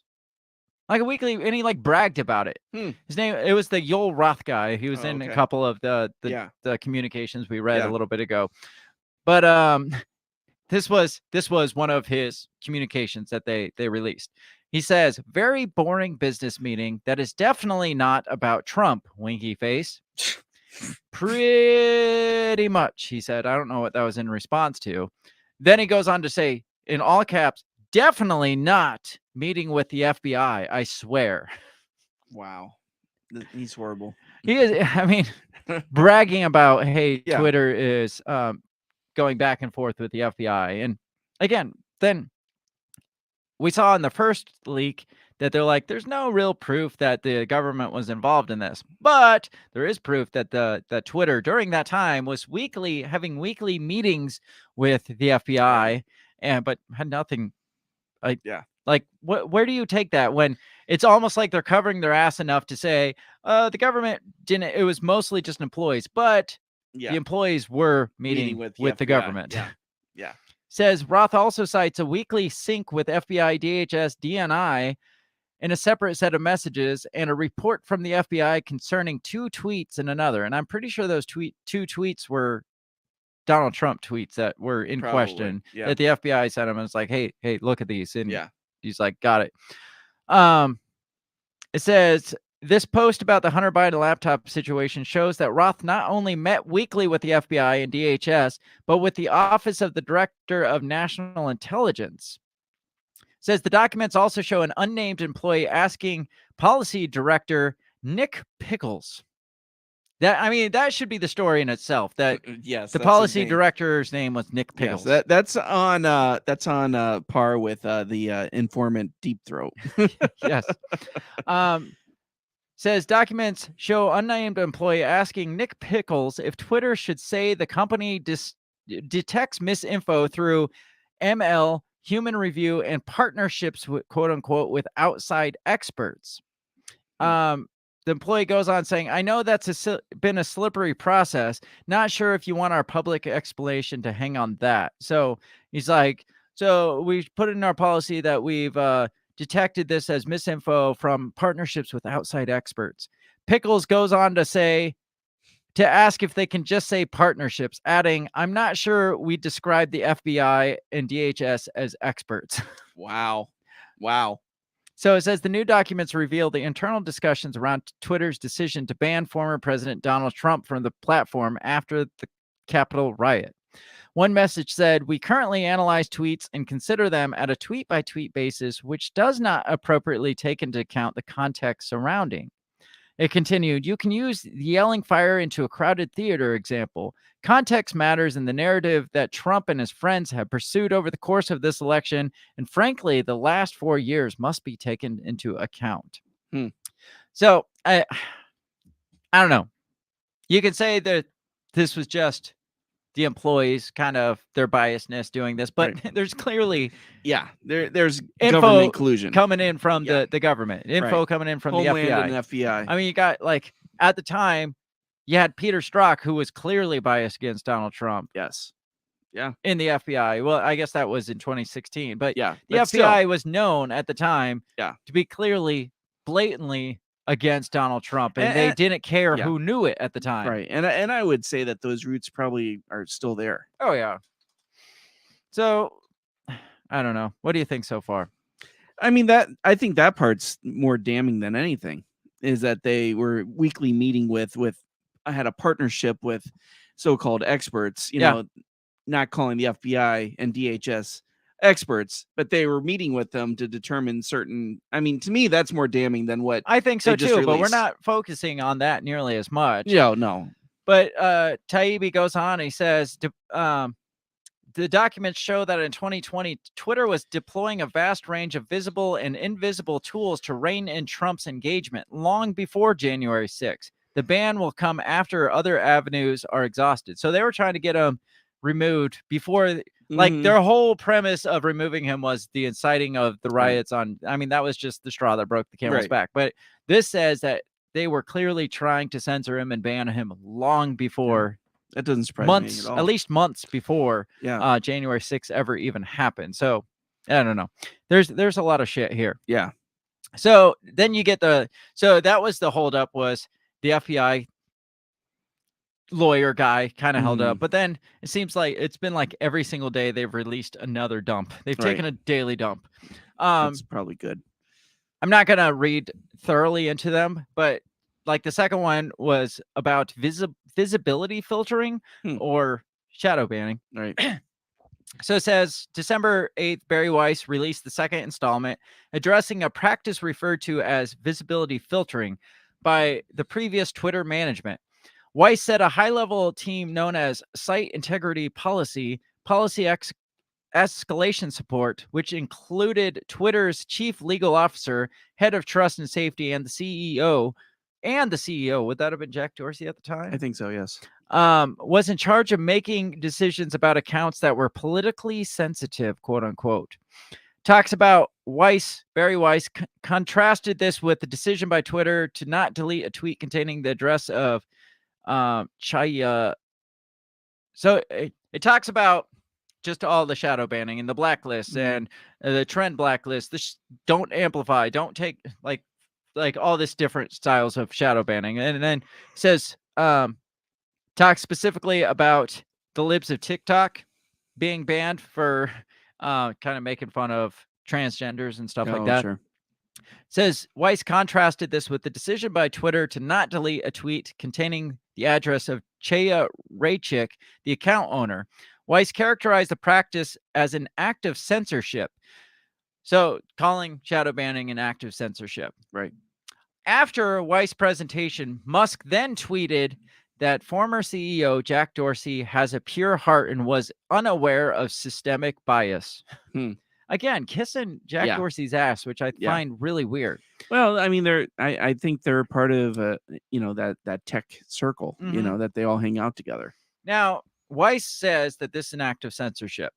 Compare this to what it says down the last sentence in this paragraph. It says, journalists note that the old system of downranking or shadow banning is similar to what Musk now considers a policy of freedom of speech, but not freedom of reach.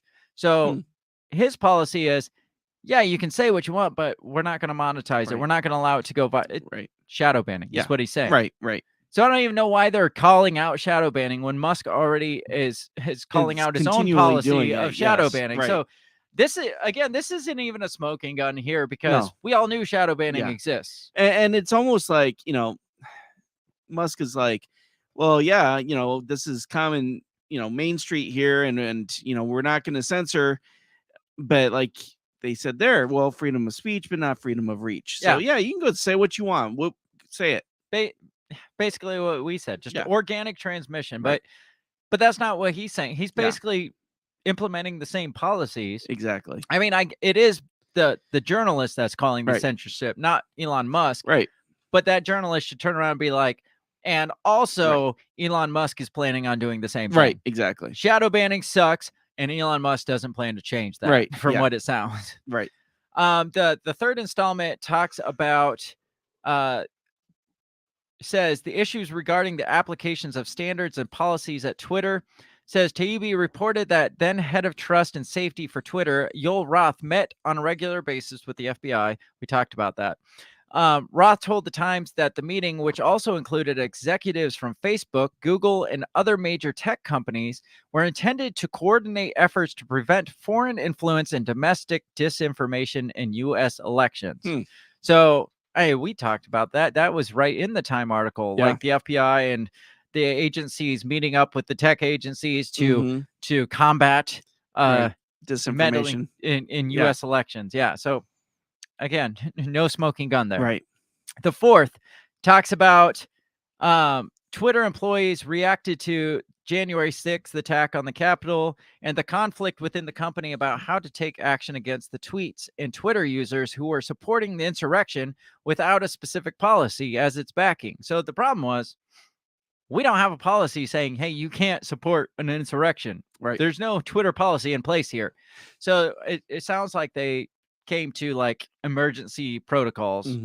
Right. And said, oh, well, now you can't, because they blacklisted like hashtag stop the steal, hashtag the Kraken. You remember the Kraken hashtag? Oh yeah, yeah. Both of which were associated with supporters of January 6th insurrection.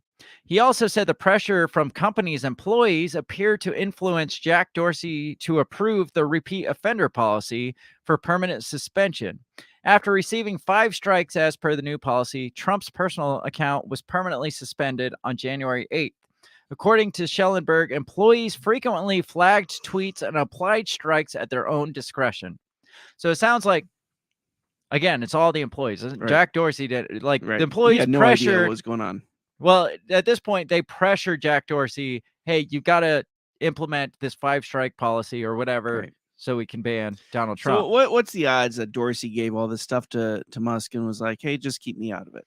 At one point, I saw when he was after the first leak happened, Jack Dorsey had tweeted out.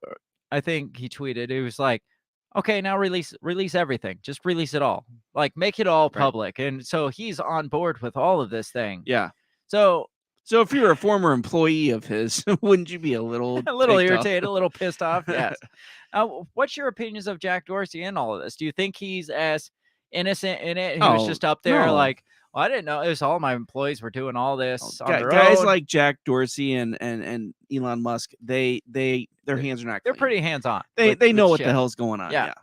Now, I do believe that the employees probably did have the free will to Oh, apply, absolutely. like flag tweets at their own Right. bidding. Yeah. And that comes down to, again, it's like, well, who decides what's okay and what's not? Because Right. now we're just basing it off of Joe, who's in a pissed off mood. Right. Yeah. He's just pissed off. He's like, banned. Yeah. You're banned. No, you're banned. He's just like, Yeah. he's not even looking. He's like, I'm just banning all these Yeah. assholes. It's like there's no clear-cut policy. Right. And they're just making up shit on the fly. You can see it all through this. It's like, Yes. well, we could base it on this and say that our Yeah. experts said, well, do we want, and you could see how they're like squirming in their seats, knowing how the press might react to it. Right. Well, what if they find out that it was really the FBI? Or Right. do we really want to Yeah. hang ourselves with that news? Yeah. Right. And then they're like, but nobody really knows we're affiliated with the FBI. And then Yul Roth is like, well, I kind of said something. I would kind of was. Damn it, Yul.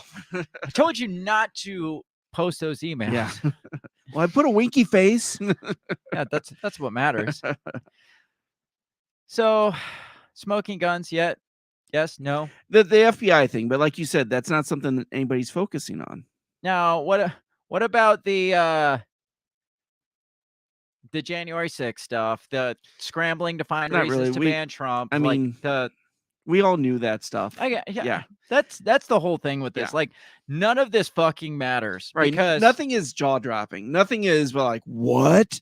and the shit that we would be like, oh, that's a thing. Yeah. They're like, well, there's no affiliation with the government Right, though, right. so or no evidence of Right. affiliation with the government, even though there was direct meetings between Right. the FBI and the FBI did say, hey, check out this account here. Right. Yeah.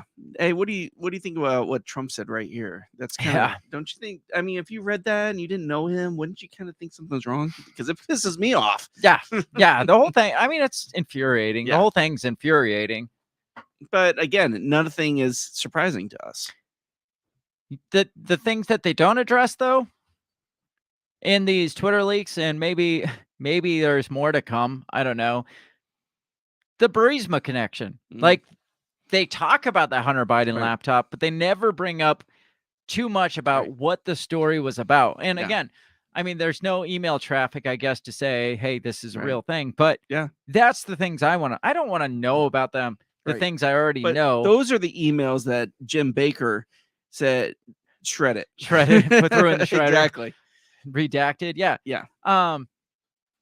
The Biden connection, the big guy connection, that's the stuff. Right. That would be the smoking gun to me. Now, when Elon Musk comes out and is like, you know what? We got a smoking gun here. Like, here's the Burisma connection. Then Yeah. I'll be like, oh shit, Yeah. something big just happened. Right. Now, when you're coming out and be like, I've got the scoop, guys. Twitter was shadow banning right-wing Twitter users. Right. It's like, Okay. and Yeah. Right. Twitter intentionally blocked Yeah. the New York Post article. It's like, we know. Right. The Yeah. New York Post came out and said it. Twitter Yeah. came out and Right. said it. Yeah. Oh, we got email traffic of how they were discussing blocking this. And it was based on maybe some outside influence from the FBI. It's like, yeah, we know.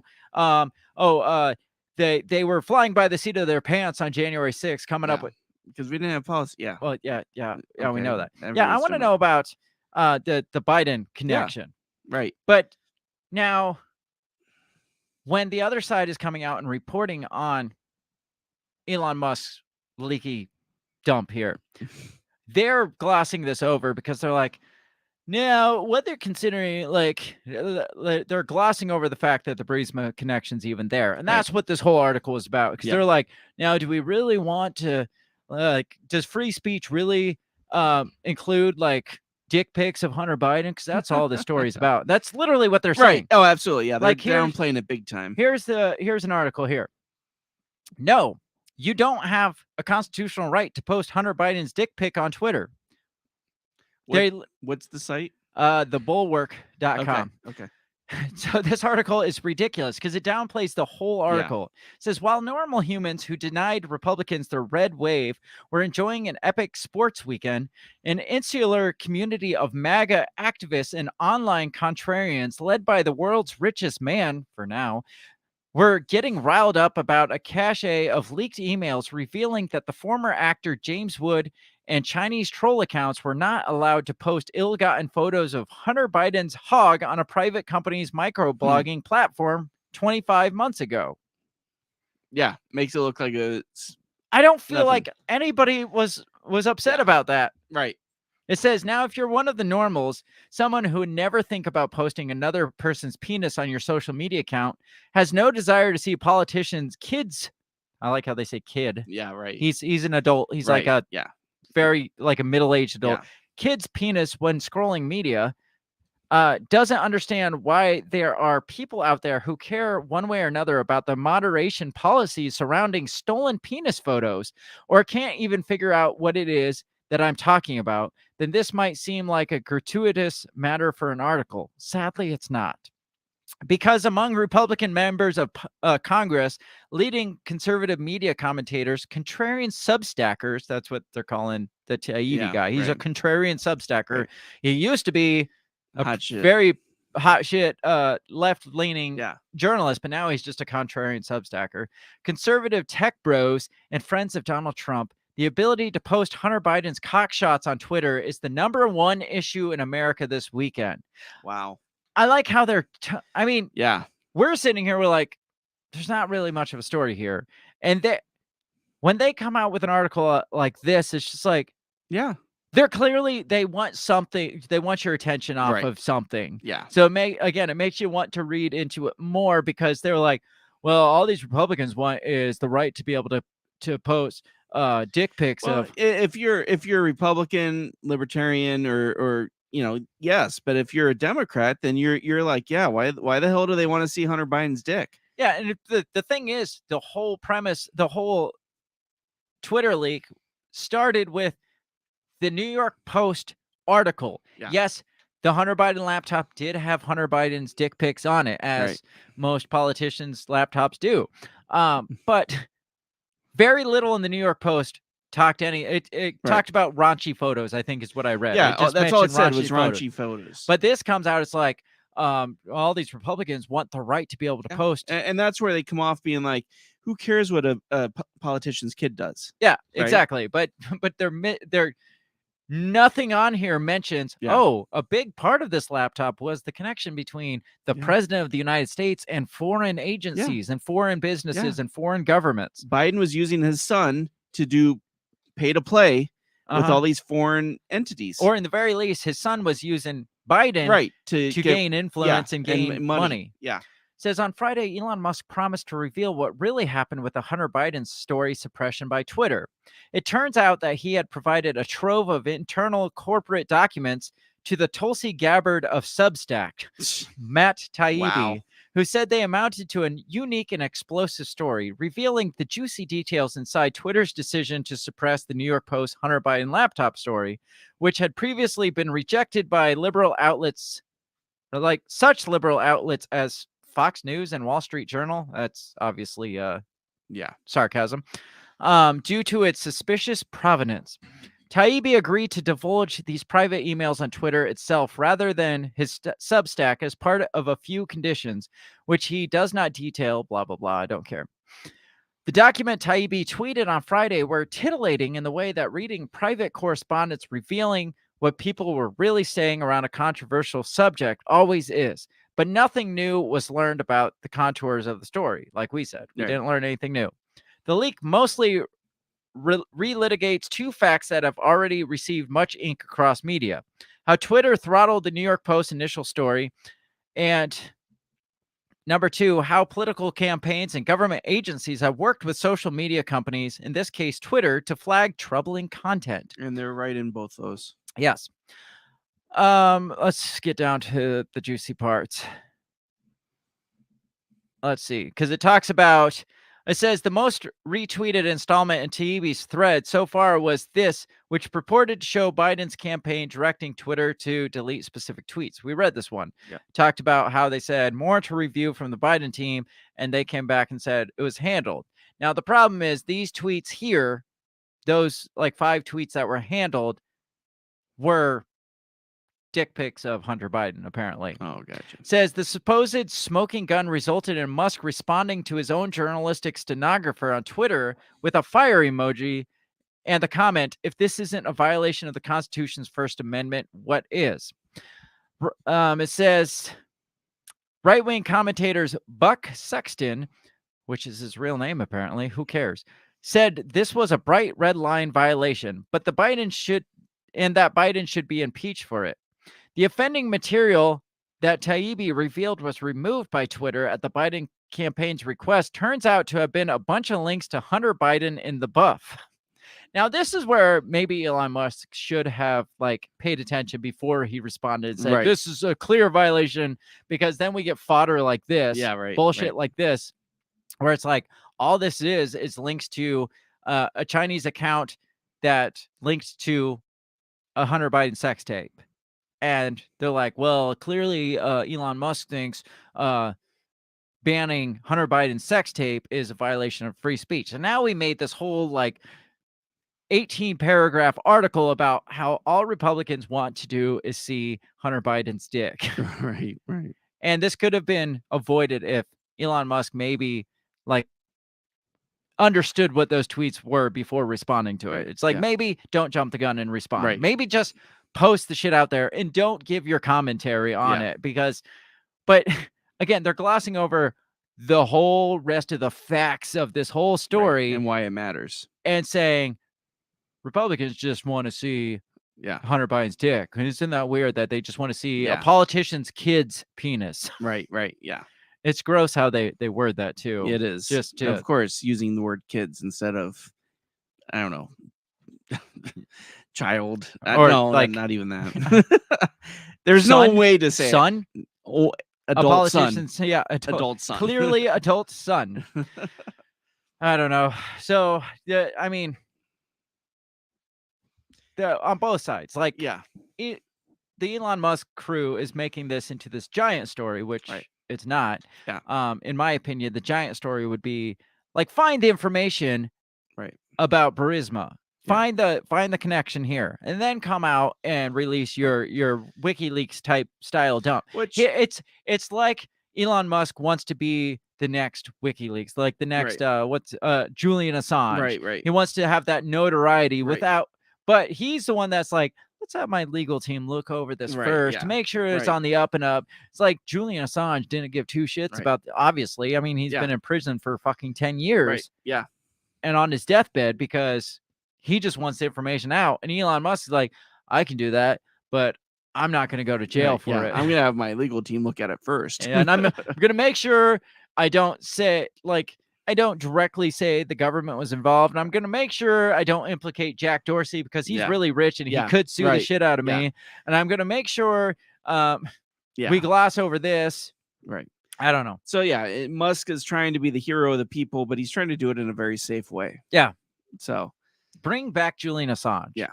Get rid of Elon Musk. and Fuck again, Elon Musk. Bring back Julian Assange. Nothing he has released has been jaw dropping. Nothing he has released has been a game changer. No. It's all stuff that everybody already knows. And like you said, if you really wanted to make a big difference, post the actual article, right? Right. And talk about it now. So, but now, because my understanding is that they are that the Justice Department is now looking at Hunter Biden. But the Justice Department has been looking at Hunter Biden, and Hunter Biden came out this week. Let me see if I have this article. Hunter Biden came out this week and unveiled a new $225,000 painting. Oh, I wonder if Zelensky will buy that. Well, they have unnamed specified. They have like 2 or 3 buyers that are unnamed and unspecified. So, I mean, they can keep saying that they're looking at Hunter Biden all they want, but Hunter Biden's still money laundering his shitty paintings out there. He's still, I mean, somebody even came out and was like, some art pro guy came out and was like, no, I mean, it's bad when you have to defend his artwork as legit artwork, because the guy's like, no, I've known Hunter Biden. He's been painting for like decades now. So he's the real deal, guys. He's not money laundering, guys. This is real art. Don't read anything else into it than art. But just the fact that it garners $225,000. Yeah, right. I mean, how many art pieces do you know that garner $225,000? Nobody with both their ears. I mean, that's $250,000. What's that painting here in Iowa? The American Gothic? Yeah. What's that? I wonder what that sold for. The Grant Wood one. Yeah. American Gothic value. Let's see. Not value. Bear with me.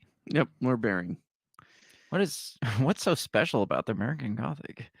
It's a good question. It's not going to give me. That's probably one of those that's like, oh, it's invaluable. But they had to have sold at one point. American Gothic sold.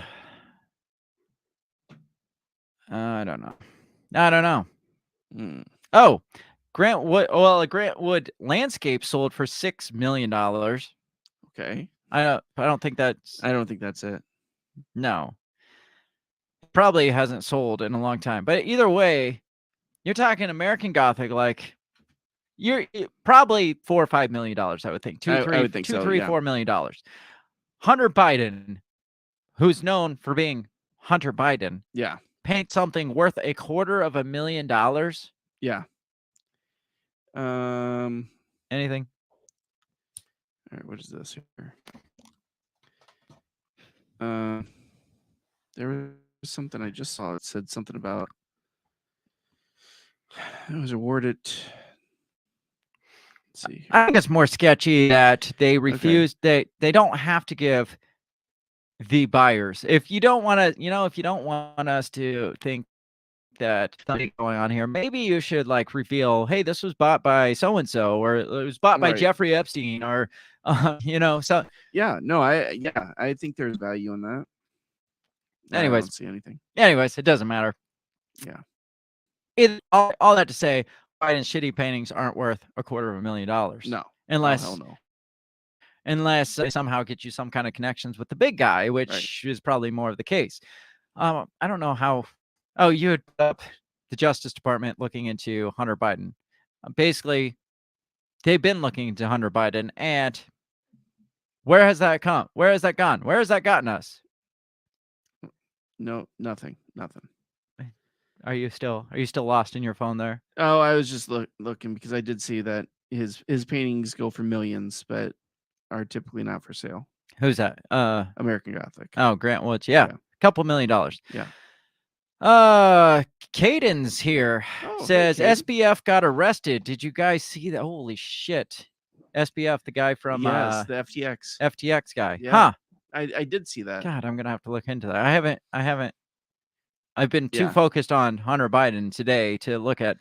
I'll have to get back into that. I wonder. There's got to be an SBF Hunter Biden connection. Maybe SBF bought Hunter Biden's $250,000 painting That would and not then sold surprise it me. to Zelensky through FTX. Yeah, right. He probably has a couple. Oh yeah. So we got to wrap this thing up. We're out of time. It's funny we did this whole story on such a nothing sandwich. Yeah. It's like, oh, this big Twitter leak, Right, which right. was nothing. Yeah. But And yeah, again, it's just, as far as I'm concerned, it's just like fluff. now this is intriguing to me. This post by Elon Musk, he came out on the 10th, so 2 days ago, and said Twitter is both a social media company and a crime scene.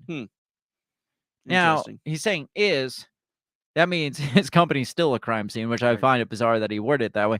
But it makes me wonder: is there more yet to come, or is he like keeping us on the edge of our seat? I think thinking- so. Yeah, I think there's gonna be a lot more dumps coming. Do you think it will be anything actually a story, or do you think it'll be more of what we got here? I think it's more of a nothing sandwich. You think so? Yeah. Do we trust this? Do we trust Elon Musk? Have we come to that conclusion? I think we both agree that we don't. Well, the guy that wants to put brain chips in our head is hard to trust. Yeah, him. right. The guy that wants to implement the guy that says he's only working on AI because he feels AI is so dangerous, so he has to work Yeah, on he has the to- anti-AI to save us from the bad AI. That, Yes. I mean, that's sketchy to me. There's something sketchy about this guy. He's touted as the richest white nationalist, which I haven't seen any proof that he's any form No, of he's not a white nationalist, other nationalist. than the fact that he's kind of agreed with some things that Trump agrees with. I wouldn't say he's even agrees with Trump. I was gonna say He says yeah. some things that Trump might say, but Yeah. I don't know about this guy. I really don't. Yeah. And I thought this was going to be a juicy thing that I'm just like, this is Right. this is the big one. This is what's going to get me on the Musk train. Right. Is when he releases this big juicy thing. Right. I mean, that's what I remember back during the election. I was like, when Donald Trump does this, when he releases this information, or when he frees Julian Assange, that's when I will say, Yeah. I'll vote for Donald Trump, hands down. If he pardoned Julian Assange, I promise you, I would have voted Edward for Snowden. Yeah, two. I think I said both. Yeah. It would have to be a 2-for-1 Yeah. package, like Edward Snowden and Julian Assange. Pardon them, let them speak freely, let them even have a podium to talk about shit, and then I will vote for Donald Trump. He didn't do that. Right. He pardoned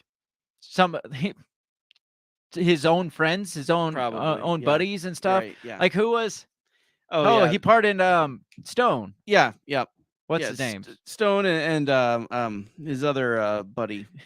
His counterparts. Yes. The people that were probably in on the same shit that he was in. Right. So it's just like, no, this guy's only in it for himself. Right. Now, when Elon Musk comes out and I don't know, like reveals the actual Biden-Ukraine connection, the Hunter Biden like China connections, or the money laundering, or even if he comes out and exposes the Trump collusion, if Elon Musk had some solid proof of Trump Russian collusion or Trump China collusion or Trump whatever, like crime spree, like somebody come out and actually give some evidence that's not just partisan bickering, like, well, obviously Trump colluded with Russia because Trump is Donald Trump and he loves Russians. That's not good enough for me. Right. And yet even the Biden stuff, the Hunter Biden emails there are enough for me to believe it, but that's not enough to convict on, obviously. Right. And I, with my impression with Musk is he's almost like coming across as almost like a double agent. You know, he gives just enough information for you to think that he's on your side, but not enough to really give you like the meat and potatoes of it. Right. So I don't know. I don't trust him. I don't either. I mean, he's got in that picture, he's got Baphomet on his shirt, so we can't trust the guy of at course, all. that's So. obviously, I don't know. He's a billionaire. He got there somehow, making shady deals with somebody. So he's got some kind of connections to the inner circle himself. So I don't know. Do something real. Do something brave, Elon. Exactly. Put yourself out there. Yeah, do And something. You haven't done that yet. Yeah, do something that might get you like shit on totally, like, or thrown it. You know, like take some risk, because from what I see, you're not taking any fucking risk. You're weeding through it, making sure we can release the things. I mean, it's no different than you remember Trump releasing the JFK files. It's just God. like, I'm going to That one release still all the hurts. JFK files. And then he's like, well, not these ones because these are really dangerous Yeah, right. to And the probably not government. It's these. like, those are the ones I Yeah, want. know, exactly. That was the but- other thing. yeah. If he would have just blanket released all Yeah. the JFK docs, Right. without any redaction, without taking like, well, I got to take a year to look over these things, or if you reelect me, Yeah, I right. will Then release, I'll release the rest of the everything. documents, Yeah. and they are. I'm telling you, it's a doozy. Yeah. And then we didn't reelect him. He's like, gotcha. You don't get it. This Yeah. is You had mine. your chance. You had your chance. Yes. Biden's not going to release it. Yeah. that still hurts to this day. Yes, I know. It And does. Elon Musk, I feel, is that way. He's just Yes. like, I'm just gonna release this as it Yeah. as it helps Twitter. I'm not gonna release anything that damages Twitter's Right. reputation too much. Right. So I don't know. But it's all about transparency. We want you to trust us again. Obviously. Right. So final thoughts. What is his reasoning for this dump? This leaky dump? He wants Juicy to, leaky yeah, dump. he wants to appear to be this bastion of free speech. That's all this is perception. Yeah. And but like you said, nothing he's releasing is a shock to anybody. No. And I mean, actions speak louder than words. When you come out publicly and say, nope, not going to allow Alex Jones back on Yeah. just because. I mean, it would be refreshing if this Matt, what's his name, Taibbi was like, yeah, this is all junk. Give me something real. Give me the juice. Yeah, I don't know. Obviously, I mean, do you think anybody saw this and was like, "Oh my gosh"? oh, the MAGA people were Yeah, they're like, oh. this is the smoking gun right here. Yeah, but they see a smoking gun. And, Suspend the Constitution. right. Reinstate Trump in all his Right. glory. Yeah. I mean, they see anything that's just Yeah. like, I mean, again, we knew about shadow bans. Right. We knew about the banning of the New Yeah. York Post. We knew about the kicking Trump off Twitter. Right. We Yeah. just got email confirmation. Right. Yeah. Right. That- yeah. that.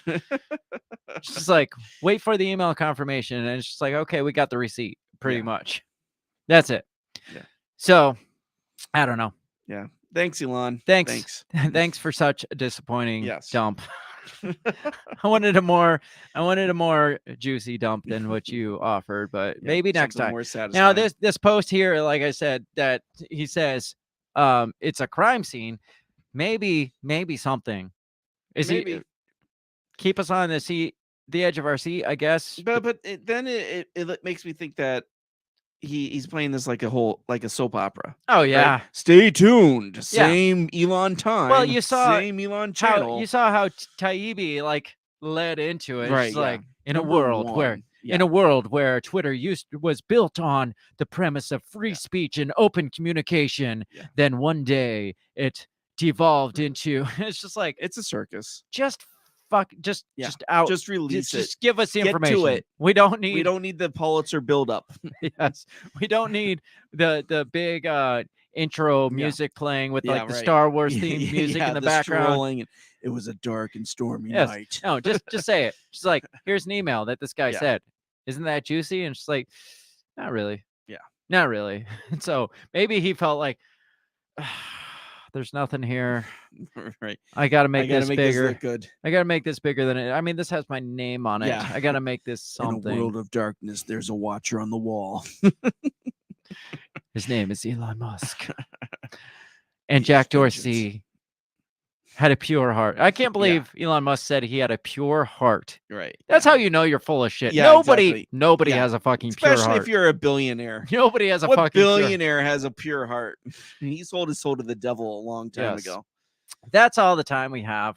We're well over our time for this episode. We talked about massive, juicy, leaky dumps that weren't as juicy and massive as we had hoped. Or yeah, It was kind of, I don't know, it was It kind of a wasn't even that shart. It was leaky, a to be shart. honest. Yeah, I'd say it was a definitely, shart. definitely. Like one of those, it's just like where you wish you could take it back, but I mean, is it really going to ruin your day? Not really. Not too much. Yeah, but you still got to live with the stink. Yeah, we had a feeling it was coming, but Yes. we took a chance on it, Yeah. and a little bit leaked. Yeah, I and know, now this is it's gross. there. This is gross. We got to go. Next week, on that note, December 19th, Yes, Monday. It will not be a chart. it will not. It will be extravagant. Extravagant. Our third annual Christmas extravaganza next weekend, or not. I keep saying weekend. Yeah, I don't know why. I don't know why. Next Monday, 7 p.m. Central Standard Time, we will be joined by Dan Smotz of the System is Down podcast and Jack motherfucking Casey of the not Jack Yeah, you said Casey, Jack. Dave Casey. Yes. There is a Jack Casey. Yes. He sells books. There's too many Caseys out there. There's a lot of Dave Caseys. motherfucking Casey. I'll edit that out because I don't want to promote Jack Casey No. because he's. I actually like Jack Casey. Dave motherfucking Casey of the Dave versus Goliath podcast will be joining us on that Christmas special, and it's gonna be fun. And I have specials lined up, special guests lined up, special happenings. I can't divulge any of it, but it will be awesome. So you better freaking be there. I don't even know. And you don't. It's that No. big of a surprise. Yes. Invite your friends and your family because this is good family oriented Christmas. Like, Is it family oriented? and, I mean, if your family's a bunch of freaking degenerates like us, then absolutely, that's my style of family. If you have degenerates in your Yes. family, invite them along because this is gonna be fucking fun. Yes. So put Chris- the chestnuts on the open fire and grab the eggnog. Put your nuts on the open fire. grab your eggs, your eggnog. It's gonna be fun. We're gonna have some special spiked eggnog. Yes. At least the two of us will. Yeah. I'm And not gonna I'm mail. gonna make some. I'm bringing in Christmas cookies. You better freaking bring in I am. Christmas. I am Okay. bringing them in. Christmas extravaganza number 3. It's going to be a blast. Be there. Don't miss it. Check us out all over social media. Share this, spread this far and wide as far as you can see and even further, because that's how we get to do bigger and better things, and our reach spreads. If you spread our reach spreads. That's how this works. I like it. Share, like, and subscribe. You can find us on Twitter, Facebook, and Instagram at our handle, which is at Break the Bell Pod. You can find links to everything we do at breakthebellpod.com. You can find our store, our Patreon account, all that fun stuff. breakthebellpod.com. Make sure you're here next week for that Christmas extravaganza. I can't express this enough because it's the highlight of the year. We start planning this. At least I start planning this. As soon as one ends, I'm planning the next one. Yes. So make sure you're there. December 19th, 7 p.m. Central Standard Time. We will catch you next time. Don't miss that. Have a great rest of your week. Yes. Peace. Goodbye. The Break the Bell podcast is brought to you by you. So pat yourself on the back because without you, we would be talking to ourselves. A special thanks to our Patreon members, Justin Zielinski, Remzo Martinez, Stephanie Parker, and T.O. Jacobson. A shout out to our sponsors, Run Your Mouth Coffee, the On the Run podcast, and Goulash Media. If you'd like to help support us, visit patreon.com/breakthebell or buy our garbage at breakthebell.bigcartel.com. Get back here next week and let us continue to invade your ear holes. And as always, never stop talking.